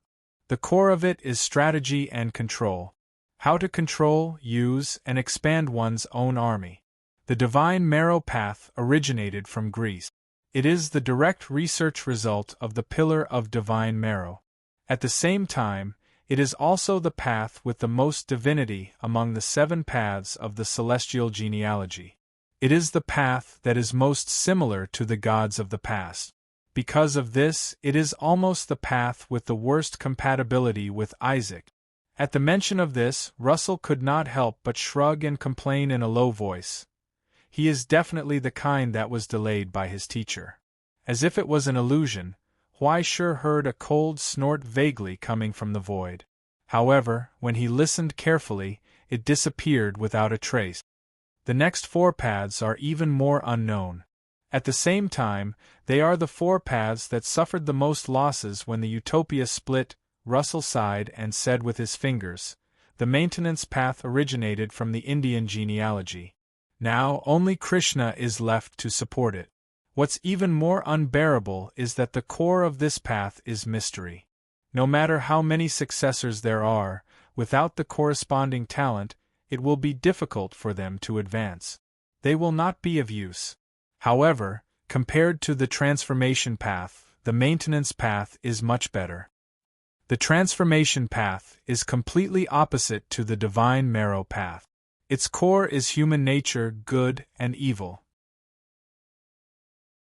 Because it is the greatest threat to those guys from the Golden Dawn, when the Utopia split, almost everyone who bore the brunt of it died. Katia has been trying to reappear for so many years, but as you can see, the result is twice the effort for half the result. Moreover, her favorite daughter has just been beaten up by you and sent to the ICU. The chill in the air grew heavier and heavier, scaring Huai Shi so much that he shivered. I didn't do it on purpose. Don't talk nonsense. Don't worry. I'm not blaming you. Russell glanced at him and shook his head. If the child loses outside, she will only sign the child up for a combat training class and let her find a chance to fight back. She won't lower herself to fight you. What are you afraid of? This is called my respect and admiration for my seniors. What do you know? Huaishur straightened his body and tried his best to act like a good young man. He only hoped that he would not be targeted by the influential big shots in the Russian Federation. After coughing twice, he brought the topic back to the topic. What about the primitive path? Huaishur asked. It sounds so majestic and domineering. It must be very powerful, but why haven't I come into contact with it? You want to come into contact with it? Russell looked at him with a faint smile. You will come into contact with it when you join the Golden Dawn. The primitive path originates from the Sumerian genealogy. It is the path closest to the essence of hell in celestial genealogy. The top of it is the oldest source of the Sumerian gods, the original Absu of the abyss, which represents chaos. Except for Perron, who changed his path, the others are now following the Golden Dawn and spreading their branches and leaves in hell. They are very prosperous. He excitedly suggested, why don't I arrange an undercover mission for you? You can go and understand it on our behalf? It can also be considered an achievement for you. No. Huaishur shook his head frantically. He was afraid that Russell would make an arrangement for him. If that happened, he would only be able to stab this old bastard in the back. It would not be good for teachers and students to fight each other. Russell did not continue this topic. Instead, he was silent for a long time and said calmly, the last one is the circulatory path that originates from the celestial genealogy. There is nothing much to talk about. Long before the fall of heaven, they voluntarily gave up the stigmata, laid the foundation of the silver ocean, and integrated into the infinite knowledge and wisdom of mankind. The last person who ascended the circulatory path was the previous president of the Astronomy Association. He also disappeared not long after the fall of heaven. The last light of Utopia left and did not return. Since then, Utopia's Astronomy Association has been officially revoked. Therefore, the circulatory path has long existed in name and is not included in the total. Huaishur fell silent. For a long time, he did not know if he should be grateful for the sacrifice of his ancestors or sad because Utopia's light had dimmed. When the once glorious ideal fell, all that was left was a fragmented reality. What's the hidden path? Huaishur asked. Russell did not answer, but his smile became stranger. Since you know it's hidden, why would I tell you? This is for your own good, Huaishur. Like hell I'll believe you. Huaishur rolled his eyes and could not be bothered to ask again. The elevator was still sinking. The speed was still accelerating. The two of them had been talking for so long. It had been almost 10 minutes, but the elevator still showed no signs of stopping. It was as if it wanted to bring them down endlessly. According to this speed, Huaishur and the others were almost dozens of kilometers underground. The surrounding environment should be extremely hot and stuffy, but the elevator was still cool. We should be there in 2 minutes. Russell looked down at his watch. The underground fortification under the Dripping Blood Cathedral is a shelter built by the Russian Federation. At the same time, if I'm not wrong, it should also be the place where a holy coffin is buried, right? He smiled and reminded, the saint who inherited the authority of the god of nothingness is buried here. Remember not to touch or touch it later. Who knows how many bishops are watching us right now? Huaishur felt a chill at the back of his head again. How did he end up in the heart of someone else's secret hinterland for no reason? If he took a wrong step and touched something, wouldn't the bishops above tear him apart alive? His reputation in the Russian Federation would probably be locked in hatred forever. Could it be that Russell, this old bastard, was still unwilling to give up and wanted to run away after stealing from their treasure vault? He quietly reached for his phone. He was ready to report it at any time. Don't worry, the body of the saint is nothingness. You can't touch it even if you want to. You can't see it even if it's placed in front of you. It will only appear when a new saint comes to accept the inheritance. Don't dream about it. Russell shook his head. The reason why we came here is because the thing we are looking for can only be suppressed by the holy coffin. Otherwise, the entire Ural region might become a hell on earth with a malignant germination. So evil. Why sure, what you are going to see next is the authoritative relic of the road of transformation. It is the philosopher's stone formed by the last two people who inherited the white god Belloberg and the black god Cherniberg, according to the information given to him by Catherine the Great. After experiencing the division of the Utopia and being attacked and slaughtered by their former brothers, the two ascendants who were finally buried left behind indescribable madness and resentment. In the end, what was formed was this authoritative relic that contained grief and anger. The mirror of day and night. Even under heavy seals and suppression, it had an irresistible corrosive power to the soul. It would interfere and distort all souls that tried to approach it, regardless of whether they were enemies or friends. Even if a rank 5 soul stayed near it for a long time, it might cause the soul to split. If one dared to look directly at it, they would fall into an inevitable madness. Their human nature would be distorted, their spirit would be shattered, and they would be torn apart by the opposing good and evil in their soul. But at the same time, it was the only inheritance of the road of transformation. Chapter 947. Apart from possessing the authority of a god and becoming an authoritative relic, the Danite realm was also a philosopher's stone left behind after the Ascendant had fallen. It preserved all the miracles and sacred marks of the path of transformation, as well as the complete power of the Black God and the White God. If a newly ascended person could pass the test of the secret ritual and obtain the origin substance, they would be qualified to once again step onto this severed path and inherit this power and hatred. This was the last ray of hope and turning point. Unfortunately, the more intelligent one is, the more difficult this test is. Russell sighed. The more intelligent one's mind is, the more ideas one has, the easier it is to fall into madness. Only fools and schemers can reach the end of this path. If you ask me, Katia is sometimes soft-hearted. No, I should say that she trusts her students too much, right? Completely disregarding the possibility that the person himself might be listening and gossiping behind someone else's back, he was beaming with joy. Even if she looks very serious and always unreasonable, in reality, as long as someone acts coquettishly, she is completely helpless with the child. Whether it's Isaac or Anna, it's the same. Isaac did it because of his longing for teacher, while Anna instinctively wanted to follow in her parents' footsteps. These are not rational decisions and should be stopped. He shrugged and sighed helplessly. Unfortunately, she always respects her students' choices too much. Why sure glanced at him. You should learn from her and respect me a little, okay? I won't. Russell's refusal was righteous, causing Why sure to grit his teeth in anger. For someone like you, once you relax even a little, you'll definitely become a salted fish at the speed of light. In less than half a year, the Ivory Tower will be crowned this year's Astronomy Conference's Trash of the Year. Russell sighed with emotion.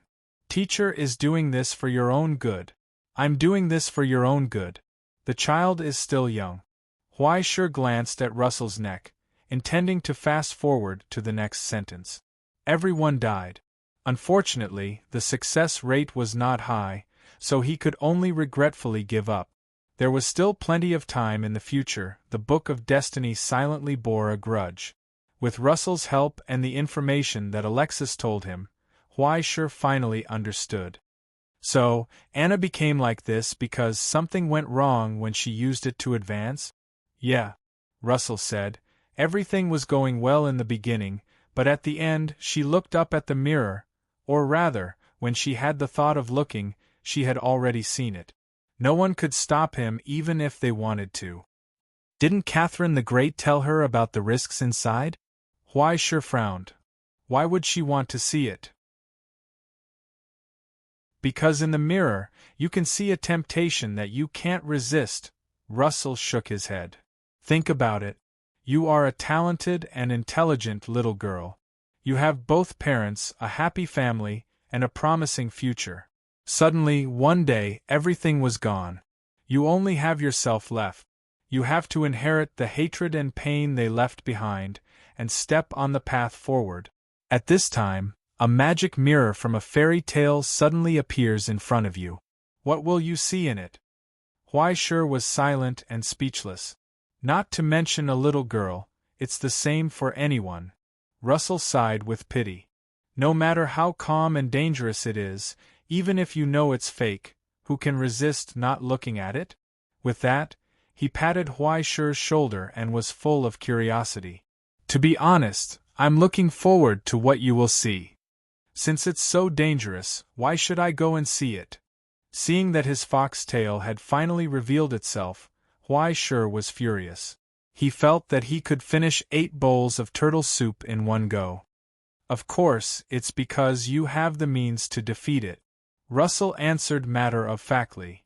Among the people I know, only you have such qualifications and talent. Huaishur, only you can bring back the other half of her soul. After a subtle pause, his smile became more cheerful. At the same time, it's up to you whether I can bring the day-night mirror and celestial genealogy's armory home. When Huaishur finally couldn't help but pull out his knife and slash at his old face, he found that the old turtle in front of him disappeared like a phantom. Behind him, the elevator door finally opened, revealing darkness. In the empty hall, a strange silhouette vaguely appeared in the distance. Like a vortex interwoven by invisible shadows, people couldn't help but slide their eyes to the center. It made people want to see clearly what was there. The door-opening attack came suddenly. Huaishur instantly covered his face and closed his eyes. Don't look. Then, he frantically hit the elevator button with one hand, but the elevator seemed to have fallen into silence and didn't respond at all. Only the premonition of death was getting stronger and stronger. In his intuition, it was as if he could feel the invisible things brewing in the darkness growing rapidly. Countless strands of viciousness and fanaticism turned into substance, forming tentacles that stretched toward Huaishur little by little. Even under the suppression and seal of the holy coffin, the day-night mirror was still constantly hunting down every soul that dared to step into its domain. In the solidified air, Huaishur almost couldn't breathe. He felt as if he had fallen into the deep sea, gradually suffocating under the crazily rising water pressure. But soon, the terrifying pressure disappeared without a trace in an instant. A helpless sigh came from behind Huaishur. Sigh, silly boy, Tangi. You're finally willing to show up. Instantly, Huaishur was overjoyed. She turned around to look behind her, but there was no sign of the evil woman behind her. Instead, there was only an empty elevator, and the smooth mirror-like surface of the elevator. Huaishur's startled face was projected on the mirror, and then, a mocking smile gradually appeared. Hello, Virgin Mary. Are you surprised?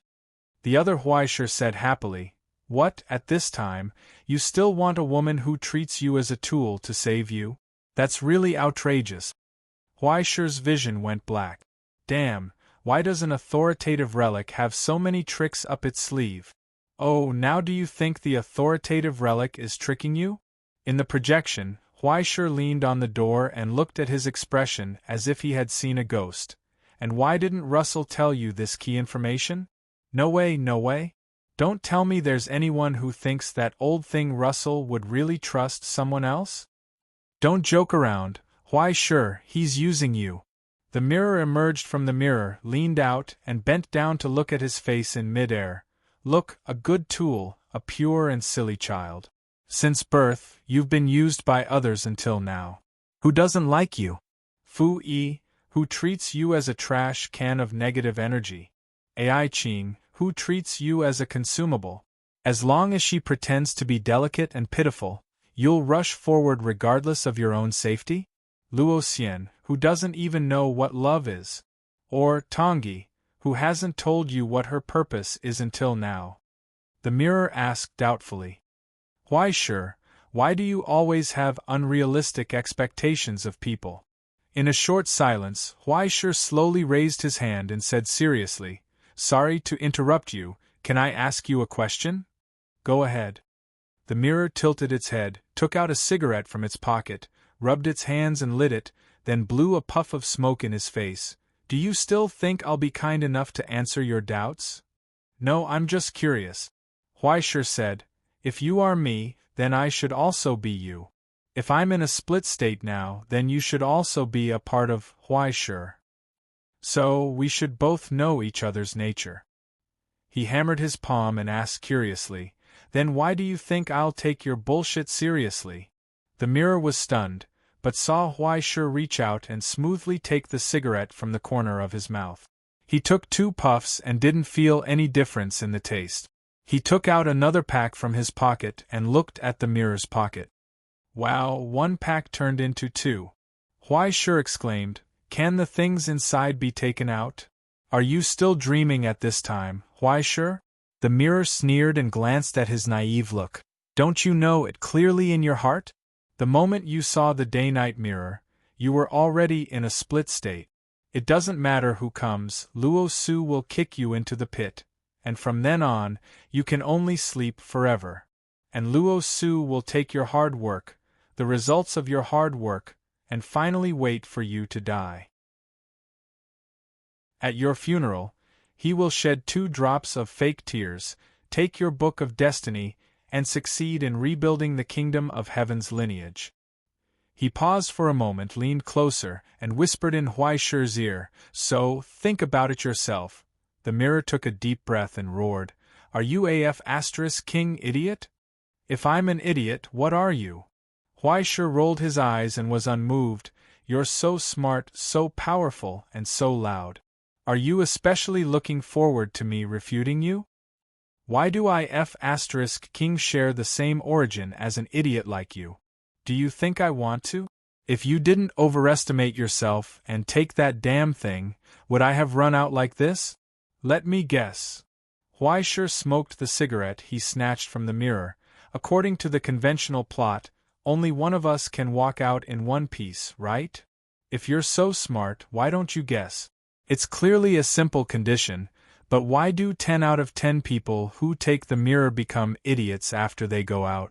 The mirror roared in Why sure's ear at the top of his voice, Because I don't want to.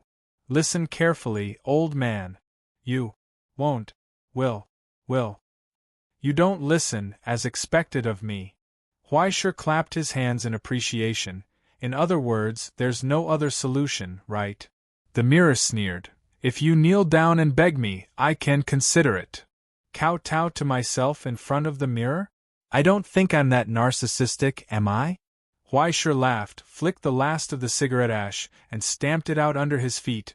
Let me ask you, if I let you go out, what will you get rid of? Of course, I'll abandon evil and promote good, and be a new person. The mirror solemnly promised, but before he finished, he was amused. Do you believe me when I say that? Come on, Why sure, why do you have to be so bitchy to yourself? Don't you know what you're thinking? Don't you ever have those thoughts that even you are afraid of and spurn? He put his hand on Why sure's shoulder and whispered in his ear, There are so many good opportunities to make a move, but you miss them. Don't you ever regret it? Imagine, as long as you say you want, they will give you whatever you want. No matter how obscene your thoughts are, they can easily be realized. As long as you operate it well, 2, 3, or even 4 will not be a problem. In addition, the power you deserve, the wealth you should have. Think about how many things you have missed. Why sure, I'm also why sure, why can't you give me the things you don't want? Why can't I be satisfied when you are enduring? I also have a lot of principles to tell you, but you will definitely scoff at them. Why sure shook his head indifferently and raised his eyes. So, why don't we skip the nonsense stage and use our skills to see the truth? He said, Right here, let's decide who is the real Why sure. Good idea. The mirror image opened his arms and laughed. He took a step back, and his smile became as ferocious as the original. But, why do you think that I am the only mirror image here? At that moment, Huaishe heard a voice from behind him. Holy light emerged, separating the world of nothingness from the darkness. Under the blessing of thousands of rays of glorious light, it was as if a god had sent down a clone. A familiar figure walked out of the light. He looked down at Huaishe and the mirror image with pity in his eyes. It was as if he was looking at some incombustible garbage, full of regret and regret. You repent. Chapter 948. Wow, the real Virgin Mary has appeared. The black mirror image next to Huaishe rested his elbow on his shoulder and sighed. Look, you didn't expect yourself to be so radiant, did you? Wait a minute. Huaishe pushed away the arm of the guy next to him in disgust. He raised his hand and asked, It's fine if he repents, but why am I also pointed at by the sword? Oh, you don't have to. The saint's mirror image turned the blade in disgust. Those who are born evil still need to be saved, and those who fall into depravity are incurable. That's right. Wait. Huaishe smacked his lips. Why did he feel that something was wrong? Why am I incurable and depraved? Mediocre and useless. The saint's mirror image glanced at him coldly. You have given up many lives. You have let down everything you have. Your life will eventually become meaningless because of laziness and the satisfaction of your desires. See, that's what a Virgin Mary is like. The mirror image next to Huaishe shook his head helplessly. I have a suggestion. Why don't we work together to kill him, and then discuss other things? Ha! Huaishe squinted. Then you'll stab me in the back, right? How about I join forces with him to kill you first? Are the dogs biting each other so soon? The saint sneered. Sorry, I don't have the habit of joining forces with evil and incompetent people, TSK. Look at the sins you've created. Are you done quarreling? Before Huaishe could answer, he heard a cold voice behind him. At the boundary between light and darkness, a slender and pale figure appeared. She rolled up her sleeves expressionlessly. Hurry up and finish it. Don't talk nonsense. That sickly face was full of boredom and disgust. She was too lazy to be long-winded. Hoarse and crazy laughter sounded from the other side. Am I late? Is it still early? A hideous face walked out of the darkness. Huaishe's scalp began to go numb. Looking at the silhouettes that appeared one after another in the void, they felt so numb that their heads went bald. When everyone looked at him, he felt the pressure of being stared at by countless people. Countless people who knew him the best, who were most familiar with him, and who were also a part of him, were staring at him. The choice is about to begin, my friend. Evil's mirror image put its hand on his shoulder, flicked the cigarette ash and asked curiously, Are you ready? This is too exciting. Huaishe sighed softly, seemingly distressed, but he couldn't help but grin. What responded to him was countless joyful smiles that were exactly the same. It's about to start. In the chapel behind the dripping blood church, under the dome that was pieced together with colored windows, the old bishop who stood solemnly looked up. All the faces in the chapel were grave. The bishops of the Russian Federation were rarely seen in the past, but now they were all gathered here. Through the network formed by the Holy Coffin, the ascendants of the Russian Federation crossed a long distance and gathered here. Wearing black robes and purple and gold ribbons, their auras were solemn and dignified, making people not dare to breathe loudly. On the other hand, Catherine sat on the bench, holding the rosary beads in her hand as she prayed silently. Beside her, Alexei was pushing the sleeping girl in the wheelchair, wanting to say something but hesitating. In the projection on the altar, there was only darkness. It faintly reflected a strange and huge mirror. In the mirror, there were colorful and dim flows, constantly interweaving illusions and beautiful scenes that didn't exist in the world. From time to time, the mountains of corpses and seas of blood and hell and terrifying scenes would appear. Even if one watched it through the projection, they couldn't help but feel their hearts tremble. If one was in a trance for a moment, even if one didn't see it directly, their soul would probably be pulled into it and be tainted by the curse formed by anger and pain.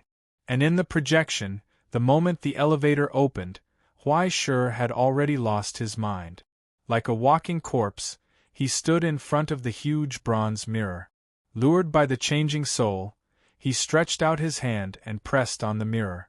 After breaking through the gap between reality and illusion, he walked into it. Then, countless illusions appeared, the number of which was still increasing, causing people to be dumbfounded. If it wasn't for the holy coffin's differentiation, everyone present would have thought that this was the illusion that lured them down to explore. It was unimaginable how there could be so many of them. It's normal. He passed the trial of the myriad heavenly sphere and obtained the highest evaluation of the ascendant. Russell didn't care about the cigar ash on the ground and said calmly, "This is only a part of it, there are more that have already been merged and rejected by him. The possibility of being rejected by that power, even the mirror of day and night can't show. It's too dangerous." The old bishop looked up. "Mr. Russell, life is not a balance. Sacrificing one person to save another is not advisable." "Of course." Russell nodded. "I deeply agree with this, but I have a slight disagreement with your evaluation of the current situation. Our side has no intention of occupying the ownership of the mirror of day and night. We have always maintained a lockdown of information to ensure the greatest degree of safety. Now, it seems that your understanding of it is somewhat different because of this." The old man muttered to himself for a moment, then sighed softly. "What the mirror of day and night reflects is not an illusion or a trial, but a reflection of a divine mark, using origin substance to recreate a brand new soul." At this moment, all the mirror images that Mr. Huai-Shi is seeing, in the final analysis, originate from a cross-section of his own essence. Under the interference of the curse, all the mirror images will resist each other with equal harshness. But there is no doubt that they are all a part of him, and cannot be solved through brute force. Kill evil, destroy fanaticism, defeat sloth, defeat another self. It sounded very cool, but this wasn't the kind of self-challenge that was popular in Jump. It should be said that it was the exact opposite. There were countless people who used this method to pass the trial, but without exception, when they returned from the mirror, their souls were damaged. They had completely lost the part of themselves that they had killed. No matter if it was evil, good, sloth, or fanaticism, once the mirror image was erased, that part of the soul would also be lost. The fact that there were so many mirror images didn't prove that Huai-Shi was special. Instead, it showed how dangerous the situation was. The more he killed, the more he would lose. In the end, apart from the self known as Huai-Shi, there would be nothing left, and he would become an empty shell that didn't care about the world at all. There was only one way to truly pass the interrogation of the mirror of day and night. It would make those fragments that were at odds with you and had absolutely no common language with you willingly acknowledge your main body. Lies wouldn't work, eloquence would be useless, and promises and threats wouldn't have the slightest effect. In the end, it was all about the trial taker. No one could lie or deceive them except to themselves. Most of the time, it was only to themselves that they could not forgive and forgive. This was an unsolvable dilemma. "Don't worry." Russell smiled happily and exhaled a wisp of green smoke. "It's hard to say for others, but for Huai-Shi, I'm afraid it's just a little troublesome. There won't be any trouble at all. Indeed, the more used to killing people, the more they would like to use killing to solve conflict. If other sublimators were faced with such a situation, whether it was the main body or the mirror image, they would probably directly use the most straightforward method to solve the problem. But this was the only thing that didn't work in front of Huai-Shi. Believe me, although he's called the Sword of Disaster, No one in this world hates this title more than him. Russell stared at the scene in the projection and whispered softly, King of Donbua, Prince of Paradise, Astronomical Association's Special Military Officer, Jinling's Beheading King, Grand Master Killer. These are just descriptions that others gave him without permission.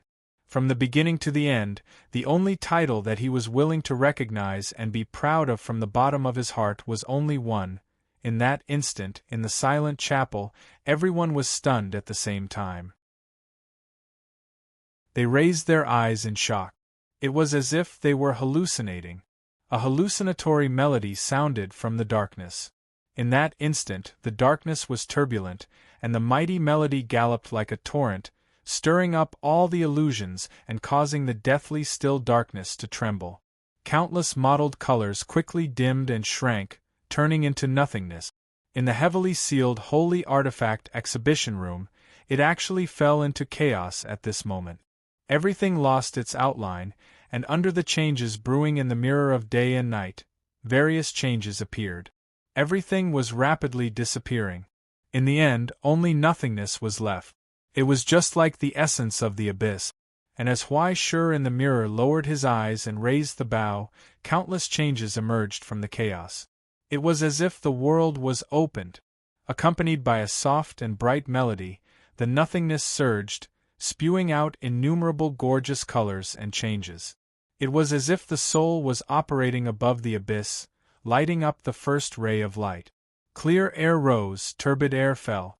Amidst the violent changes like thunder and lightning, bright and beautiful sunlight scattered from the sky, and all things grew. Spring had arrived. Vivaldi, Four Seasons Concerto? When countless cello melodies, whether low or high, bright or sad, overlapped in one place, it formed a mighty tide that spread and covered everything. Countless mirrors appeared in the void, reflecting the reflections of people who were looking down, as well as the gentle silhouettes of the instruments in their hands. Performance. The solemn performance that led the cycle of the 4 seasons, the birth and death of all things, as well as the rise and fall of all things, began. At this moment, whether it was good, evil, lazy, or fanatical, all the mirror images were like Huai Shur, immersed in the melody. This was why Russell had confidence in Huai Shur. In fact, in order to not cause any negative interference, he deliberately hid it from him. If it was an essence that had nothing to do with Huai Shur, then it wouldn't matter even if they were all killed. But if it really came from a part of Huai Shur, then it was impossible for a second situation to occur. If it was to determine who would become Huai Shur, what kind of battle would be more suitable than this? Look, the musician's special performance has begun. Russell laughed and looked at the illusion in the mirror with gratification. Enjoy the performance, Huai Shur. It's because this wonderful experience of playing with yourself countless times can only be had at this moment. This is a surprise that teacher specially prepared for you. You're tuning in to the Phoenix Knights YouTube channel. Don't forget to subscribe and join us on this journey to catch the most captivating stories.